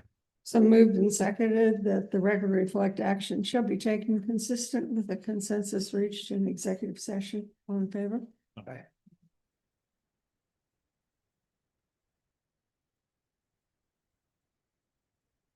Are you ready? Good morning, Commissioners. Brittany Phillips, Budget and Finance Officer, here to present the first CIP work session for 2026. So I listed out our beginning cash balance, any money we've received in, and then of course, project expenditures, what we've spent to date, and then what we still have remaining to spend as an estimate for the projects, and then debt and lease payments as well as reserves. Of course, you have the breakdown of reserves here. So we have CIP reserve that we've had this set, I believe since we've had a resolution in 2018 on this for 500,000. Fair reserved, the federal fund exchange, and then the CARES funds. And then here are the list of the projects as well. I apologize for this. I fat fingered that. So, but this total number actually has updated based on what I gave you guys this morning because EMS had, David had gave a rough estimate on the Stryker power cot, but heard back Thursday afternoon for an actual quote. And so that changed this number for EMS to $419,627. So the remaining budget authority for 2026 as of the end of February, after subtracting out remaining project balances and reserves, is $14,208,692. And we have our total requests today being $1,566,546. So I guess I stand for any questions. If you want to ask anybody any questions, they're all here to answer your questions. You said the payment for the radio infrastructure project has not been made? Yeah, it's due later in the year, so that's why it hasn't come out yet. Okay, maybe it's on, but. Yeah. And going, the reserves that FFE, that's the money back from, that's highway Yes. money, right? Mm-hmm. Because I saw we added some. Because each year we get a little bit. Yes, back. yeah, and I believe we just received some again Just pretty recently. I think maybe in January, I think we received some, so yeah. So John always comes and requests to do that exchange, and then we deposit that money into CIP. Okay, but that's kept in there, that reserve for highway. Yes, and then so on our CIP tracking sheet too, when I present my cash flows, we have a separate sheet for that that tells you which projects we're using that money for as well. And if we haven't assigned anything for those funding too. So it is broken down on the cash flows. And then, but then the CARES fund, that's not for anything in particular yet? So I have on my sheet that you guys were going to use that for the EM remodel. It was either going to be the EMS or the EM remodel once you got through ARPA money. So, I mean, if you want to dedicate that to something else, you definitely can. But that is just much. We should have numbers to know about, but because we're gonna have to use some of it over here, but not too much of it, I don't think. Yeah, I think Okay. your most of the EM remodel will be covered by ARPA funds, and then you also have all those interest funds as well on ARPA that will help cover some of that Right. cost. So I don't believe you're gonna have to touch the CARES funds, but I would really need to double I knew it was check gonna that. be close. It'll be close. Looking at those numbers last time, brought them in, we're gonna be close, but it's not Yeah. gonna be too far. And that's why I don't know what we could. You know, and that's probably a separate issue from this, but transfer those to the regular CIP. We don't Okay. have a designated spot for them If yet. you just release those funds instead. I would think so. They just have to be spent by the end of the year, don't they? Not the CARES funds. Okay. ARPA does, and that's in a separate, totally separate fund. Okay. Not in CIP. Yeah, that's not included Yeah. in any of this. Right. I'm talking about the 1.8 that's in Yeah. reserve. Yeah.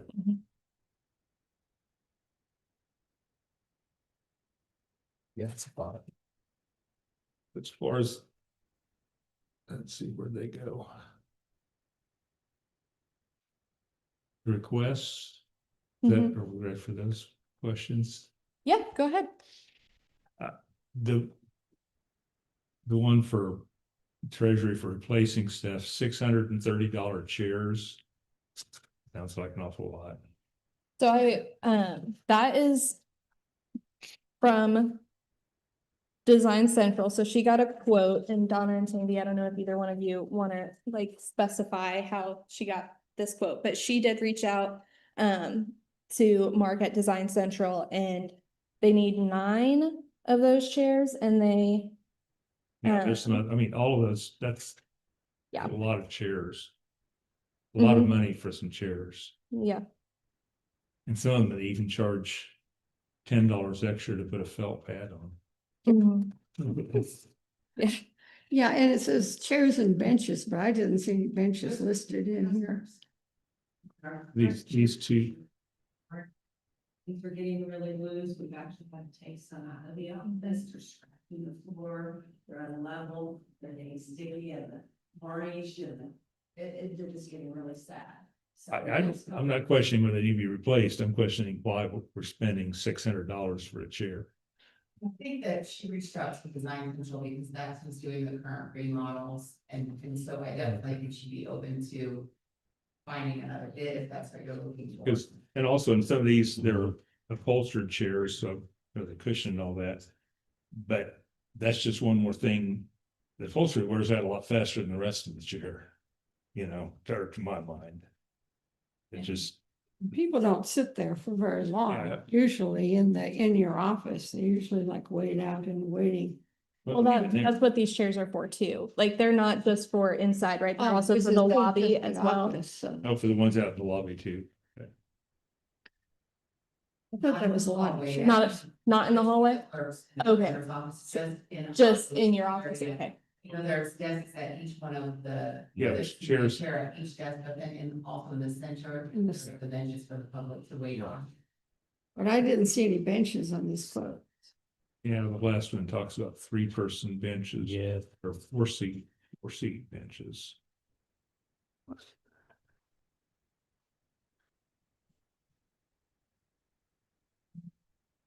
See, Is that this yeah, see, it says 4-seat 4-seat tandem guest chair? or- Yes. chair, but it's Oh. 4-seat. Didn't say That's, bench, so, okay. then call it a bench, but that's what it is. It's replacing those benches. So that's just inside the office, correct? What about the outside? Yeah, that's covered by the main office and the outside. Where they Do wait. you need new ones out in the lobby? So I think what we were hoping is that between the clerk's office and the treasurer's office, we could get what was still left that was the best. And make sure that we had good ones in them. Oh, okay, Oh, gotcha. okay. Because currently there's underneath the stairs, there are a couple of benches, then there are a couple of chairs at the clerk's office and one bench. Also in the lobby. Yeah. John, can I ask you a question?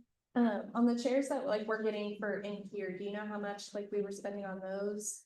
I mean, I'm assuming, probably not exactly the same, but it's upholstered. I do know that we did select the same type of chair that's going into the OCC and the same type of fabric. There were different choices for fabric, and he wanted to make sure that we were selecting something that could handle the volume that they anticipated for a number of years. Yeah. So we're gonna have a whole bunch of chairs left over, looks like. Like these kind of chairs. So do we sell those, John? They'll left over, we'll put them in the auction. Mhm.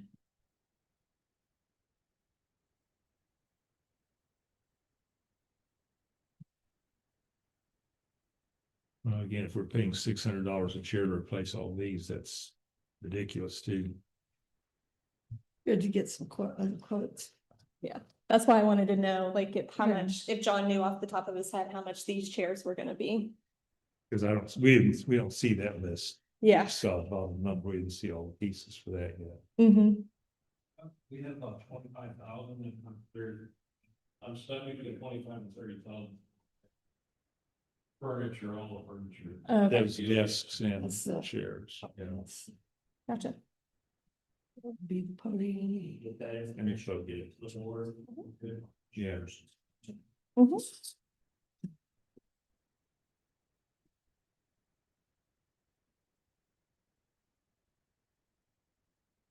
Were there any other questions on any of these items listed? Well, I'm kind of curious about the Potroff hole repair. That was mine too. Okay. The foundation, and I know there's problems there. Yeah, there's And problems on both ends. There's been problems. Commission chambers with 30 of them for 18,000. And that's what, That is 50. 600. So about the same. Yeah. Thank you. Same. But John, we did have questions about foundation repair, what you're looking at for the, I mean, I know what. It's a mess, I understand that. I just pulled out the quote we got from Jack Thrasher a couple, 2 years ago, when they came and looked at it. I didn't know where to go, I just more that's to put up for your rate, on your rate or something. Something, yeah, About the next year, 2, 3. Yeah, we haven't got anything going on what we're gonna do with power from the whole fairground. Yeah. So. And that's why we were putting off the repair the last. Couple years ago, we looked at this, or a year ago that we looked at this repair. We said, well, we need to figure out what we're gonna do with the fairgrounds first before we do it. So that's gonna. Commissioners, if I may real quick, for the discussion, for people that may be listening online, they are not going to hear a word these folks are saying. And so, as I found out last week when I tried sending it on this. Oh. Yeah, I can't hear anything from the audience Yeah. online. I just asked if we're gonna have, you know, if there's one thing, if somebody wants to provide some quick factual information, but I think if we're gonna engage in conversations.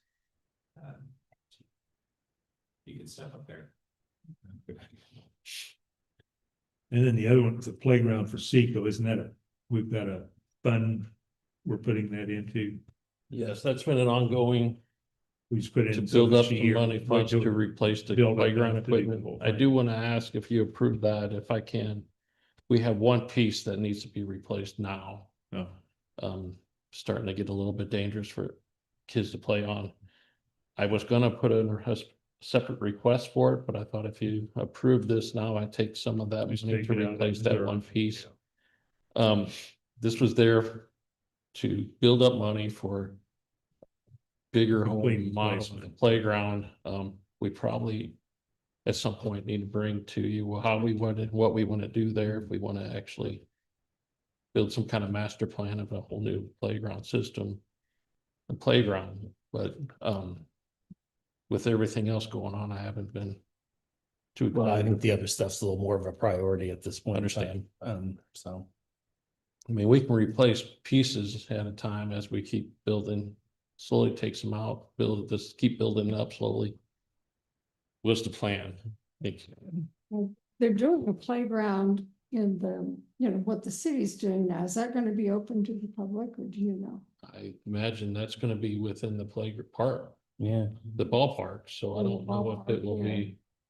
If they close the ballparks off after hours and off season. If anybody can get in there and play.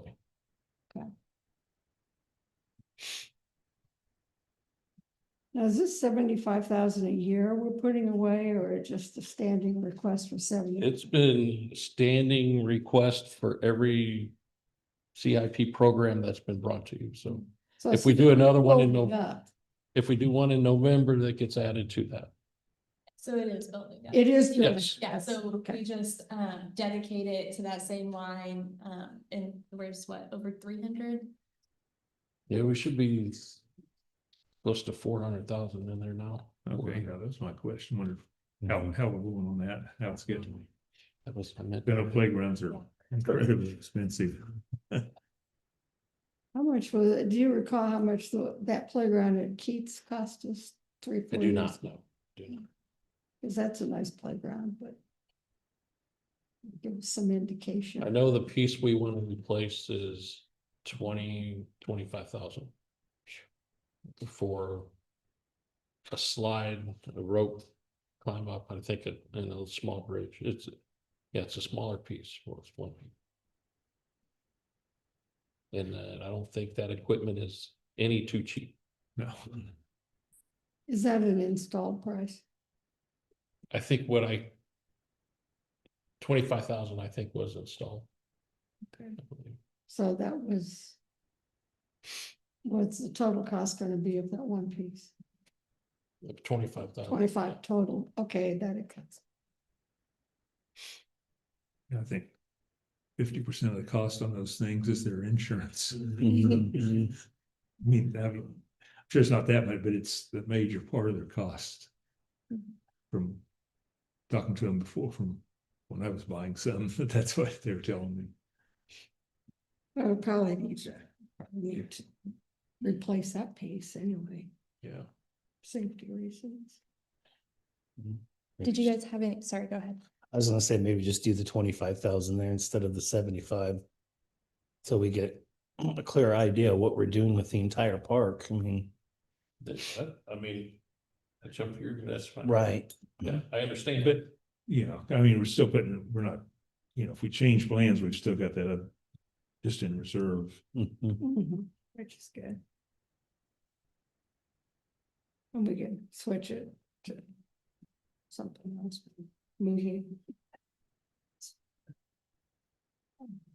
I think we really ought to replace that one piece that we need Okay. to. So are you all three agreed on we'll just talk about that one first, to just do that piece for 25,000 instead of funding the full 75,000? Yeah. Do we want to put it? I'd keep it at 75. Yeah. Go ahead and do it. But yeah, I'll allow 25 of it to go to the new piece. Okay, so Catherine, are you okay with the full 75? Yeah, Okay, and Greg, and then you're next. but we do need to replace that piece. out. Yeah. Okay, just but making sure. Okay. I will say, and I know, have you brought the IT GIS remodel yet? For the amendment? They approved the cost last week. Okay, But we haven't brought it. okay. Yeah, we do have, I had a couple of projects. You said you had amendments on. Okay. To come off CIP. Yep, so I haven't updated those numbers yet based on that approval. And so that obviously changes how much we still have available in cash. Yeah. So my recommendation to the board would be to not approve everything on the Right. list today. Which I know we have done in the past, and department heads have been so grateful for it.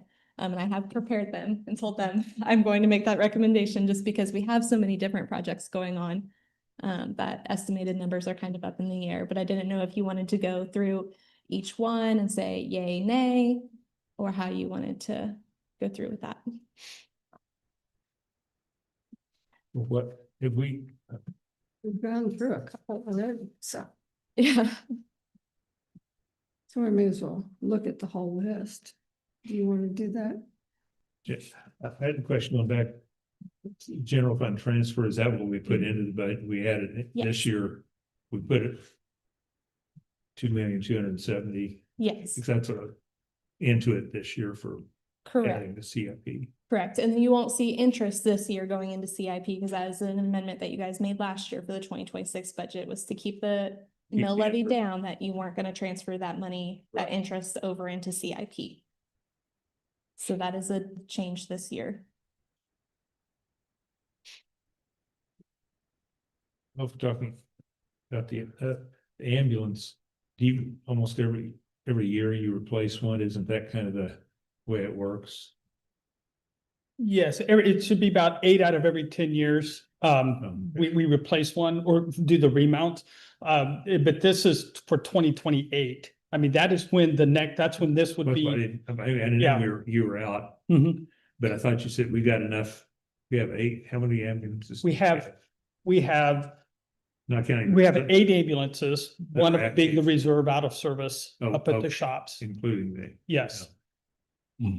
Yep. But like, see, that, 8 to 10 years is their lifespan. It is. As I had in the car when we talk about, there's the mileage, but then there's the engine hours, and that's Yeah, what the really, engine that's what really is hard on them, and, when you're talking about 340,000 miles, including those engine hours, that's a lot of wear and tear on those trucks. Yeah. So, And I thought that was kind of what it is. So this isn't even for 20, I know those are things. yeah, but you have to Years get on, out. you have to get on their list now, because that's when, that's where their list is right now for when it would be built. Oh. So, but you don't sign a sales order and say, yes, we're gonna do this until I know we've got that money, so. Right. But yeah, so that's where they're at now. Okay.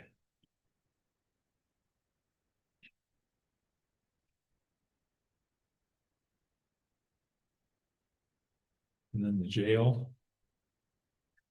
The generator.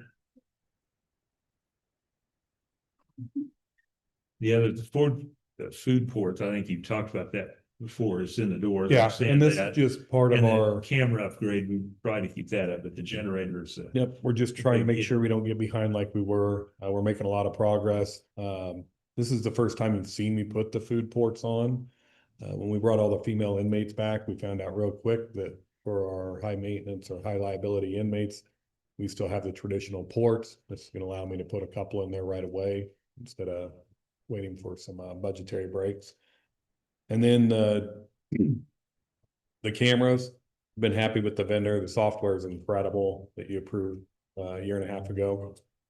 It's been wonderful. We're able to do a lot more with the program, and we're able to solve a lot of issues in our jail. These are all directly related to safety of staff and inmates, all these upgrades, and they are facility upgrades. So one interesting thing on the generator, and Jake could talk about it, but if we were to lose the generator, just the cost to house inmates, if we had a lead time of 3 or 4 weeks to get a new generator in and some power issue that we couldn't resolve, I'd like you to take that into consideration, because that's, even at the rate we're getting, around $40 to $50 a day, that's with small correctional facilities. If we had to relocate all 100, that cost would be substantial, and we can't run very long without power in that correctional. Because that generator's for the whole building. Yeah. And then you have one now, right? We do have one. It's- Jake can explain some more on what just transpired about a month and a half, 2 months ago. So the generator is original to the building, to the construction of the building, so it's approximately 26 years old. It runs every week for a minimum of an hour. Just because we Just keep it have to running. we have to do internal checks every single week, testing and all that. So the important thing to remember about the generator is that it does supply power to all of our critical items, such as our server room, dispatch, master control in the jail. Most of those areas have a battery backup. But the battery backup only covers those items for so long before that generator spools up, then takes over the load for those items and covers those loads. So the generator itself has, when we do our yearly maintenance on it, Foley Equipment takes samples of coolant and oil, and they send them off to a lab to be tested. What that does is it kind of shows you if there's some internal issues and whatnot that are taking place. This last test, there was metal in the oil, which is indicative of it's not good. Something. Most likely bearing wear in the lower side of the motor, is what I was being told. We've also had some oil in the coolant and vice versa. So we just did $13,000 about in repairs just to get us back up to where we feel comfortable with it. So yeah, it's something that, I don't have a lot of confidence in the generator itself in a few years from now. And so if nothing else, this is something that we wanted to make you all aware of because the price tag is so heavy. But also another thing to consider is the control panel for the actual generator itself is completely obsolete. If it were to break in any sort of fashion, we would have to replace that with something that's new, and that's 20 to 30,000 right off the bat. Is that included in that number for the generator? So yes, the new generator would have a new control panel. It would have a new automatic transfer switch. And this new generator is 50,000 kilowatts larger than our current generator, just because that's what's available. Go from 400 to 500, we have a 450. The other thing about this generator is if we were to ever expand the law enforcement center, add more square footage, things that need power, this generator can be hooked up in parallel with another generator if we were to expand, and could run that extra load. So we wouldn't necessarily have to buy another generator if we were to expand in the future, buy another generator for $800,000 to accomplish our mission here. So And what's the lead time on those? How good? that I'm not sure. So That's why I didn't know if it's 2 year lead time to them. no, I don't think it's that long. Like ambulances, but it seemed like generators, it was held up for the new building there. We were held up getting that generator. Did you guys use Foley also, or? Okay. So we use Foley equipment. It's Caterpillar. And so I was not advised. So this came on kind of suddenly as far as the CIP stuff and the generator having issues right at the same time. So I'm giving you a rough number of 350. Hopefully it's lower than that. They are working on an exact quote right now for that, but I don't have that to share with you exactly as far as lead time or the exact amount. Yeah, the exact amount of lead time would be. Yeah, it'll be significant just because of the components involved, right. But I was not advised of any issues in the supply chain with things. So it takes years or months, or what was the holdup on them? Less than a year, but what we've been getting for Davis was longer. I don't think emergency management is talking as long, but for 6 to 8 months, I think David at least. Yeah, and that seems to be pretty standard for the industry right now. Any heavy equipment and whatnot is you're looking at least 4 to 6 months minimum on lead time. So it's probably good to get that put away, so get something ordered. yeah, I mean, the reason that we wanted to present it to you was basically that last oil test really kind of did it for me. And we knew that it was getting older, but it doesn't get a lot of use, but it does get use. Sure. Last year we had to run it for almost 5 days when we had another backup power failure.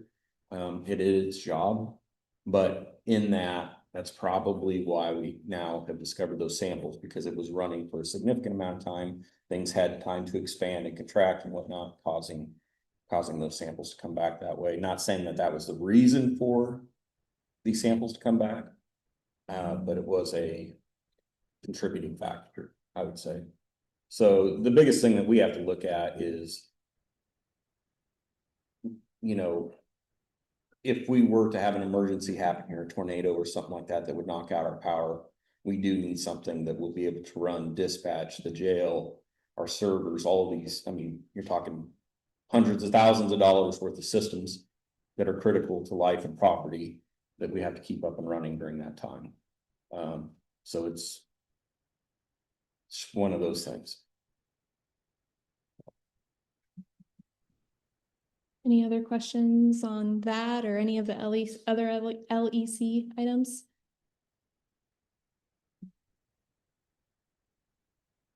I don't have anything. Do you have any? So, okay. Any other questions on any item? see, you might want to, talk about the Seco Dog Park. So the public can hear about it. Seco Dog Park.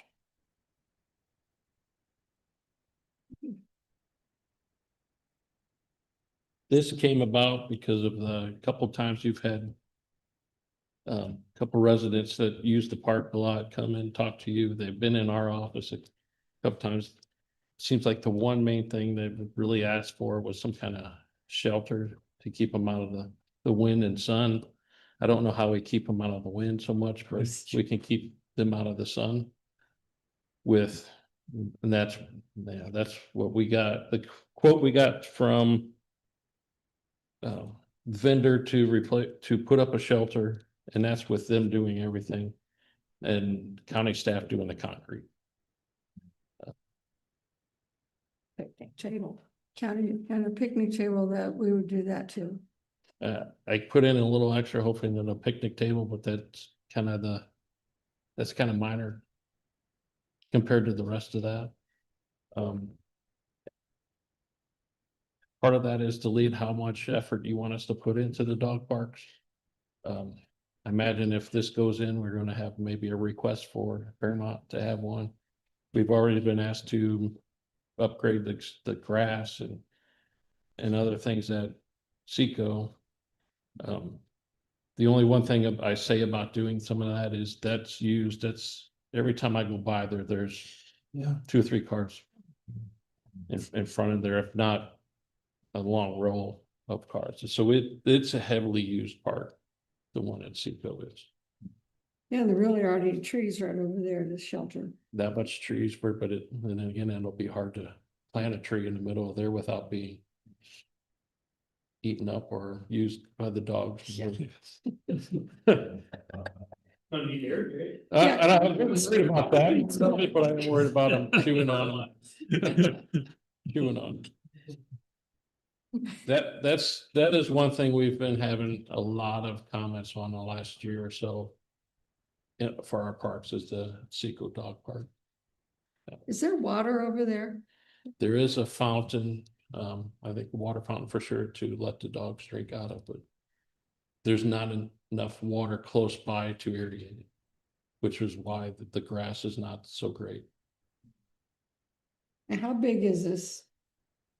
How big is a concrete pad? And Oh, it's what it is it 10 by saying 20, that? 20 by. Forgot how big I had it.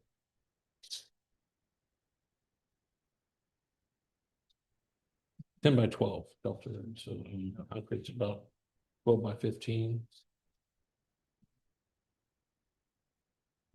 That should take care of. Should set a couple picnic tables in there easy.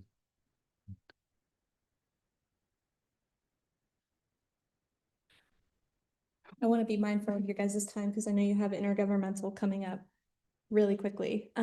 So do you want me to come back? Yeah, I think so. Okay. Do you want some time to sit on this and read it so like I can come back in a week? Or do you feel good and we can come back on Thursday if there's time? I'm okay with the Seco Park and the ones we've talked about so far, but maybe we should. I don't know that I'm okay with Pottroff Hall at this point. Yeah, me either. I know for sure. I mean, I'm at the Seco Park. Yeah. Well, I was okay.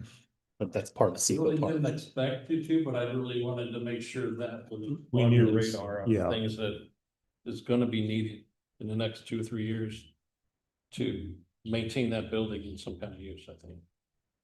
Which is why I asked you to look at it while we were at township meeting. Yeah. And believe me, I do every time I'm there. Yeah. Brittany, to bring it back next week, commissioners? Yeah, that's fine. Perfect. Yep, thank you. It's intergovernmental, but I believe Commissioner McKinley had something he wanted to discuss. Well, We can discuss it real quick. I think we're on the Well, same plane. The city, county seems, we had a presentation from Food and Farm Council that we just saw 2 or 3 months ago at intergovernmental. And then that gateway thing, they said, oh yeah, that's going to be at the intergovernmental, was it this month or next month? Last month, when we asked them, we said, oh, we'd like to discuss your expansion which they didn't really talk about that. I mean, they said that gig, they didn't give, and discuss Seco Park changes for the survey, and they said, oh, here's the survey. Yeah. They were Right discussing- now, it's worthless. I don't know if we Yeah. need to send them a letter saying, until it's reorganized to be useful, and Pop County's listed, but they came this time, but I don't remember the last time I saw them. I don't know if we wanted to draft a letter to the city saying, when this becomes worthwhile, we'd be interested. Or It we needs have to be an a actual different- tangible issue that the entities need to discuss amongst each other instead of just getting updates. Because we have plenty of other meetings where we get updates, including 2 presentations on Thursday, and I'm not saying they're not of value or worthy, it's just it's regurgitation of the same thing. And Same 4 o'clock in the afternoon on a Thursday, I can find some other things of importance to do. I mean. Because I don't remember the last time we had one of those meetings that I got anything out of them. Well, the gateway, every time I questioned, I wouldn't get any answer. Right. So it was like, why did I even bother with it? Yeah. So, yeah, I agree. I think And I don't know if we need to write a letter to the city or a phone call to them, or how, I just don't know how we want to do it. But Yeah. I think it's it's not time. serving any useful purpose right now. I would agree. Just an email saying board, like, Brother County, must have discontinued and. So I mean, I can throw something together that maybe adds a little more to it, or. Okay, that's fine. And just a little more, maybe explaining that we don't see any, rather than just saying, cut it off, we're sick of it. Yeah, Be a little nicer about that. I wanted to say that at the meeting last week, but I thought, yeah. Letter be better than anything else. Yeah. All right, I can. You can draft something for us to look at. For sure. Since it is all three entities, funding the best Pop County as well. Well, that's true. Yeah. True, Okay. agreed. Yeah. Yeah, agreed. Because, yeah, the city's not in control of it. Right. Well, they're Just- in control of the agenda. They are right now. Yeah. They're not supposed to be, but they are. When it's at their place. And Right. it even went off. When we asked them to bring stuff to us, they said, oh, here it is, go look at it. It's, that's the way it's been for the last. Yeah, we requested to go over the survey and they didn't want to do it. So I was like, okay. Sounds good to me. Well, Commissioner, if I could real quick, I know there were some questions on the last meeting about county administrator, county manager, all that kind of stuff. One thing I want to stress is you guys can of course call the position whenever you'd like, but I would like to remind you guys that probably creating it under the statutory guidelines for county administrator is likely legally the way you guys want to go. There's the option of county manager, which would require a home rule resolution that has to deal with really affecting the structure of the government itself. There's some nuance as far as going the county manager route, which I don't think is what you guys want to do. And so I just want to make sure that you guys understand that there's that difference. Well, why don't you explain that difference in one of your administrative work sessions in depth? Yeah. Sounds good. It's kind of a big issue. Yeah. It's just. Yeah, pop up. sounds good. Just want to make sure Yeah. that you guys are at least aware of that at the same All time. right. What is it? Next Monday you have one or next? Yeah, I'm sure. I have one on Thursday, so I can spend some time then. Okay. That it then? I don't have anything else myself. Besides intergovernmental, remember? Yeah. Yeah. Okay. Well, I'll go ahead and make a motion to adjourn after this afternoon's intergovernmental meeting of the, I guess, March 23rd meeting of the Riley County Commission. A second. It's been moved and seconded to adjourn the Riley County Commission after the intergovernmental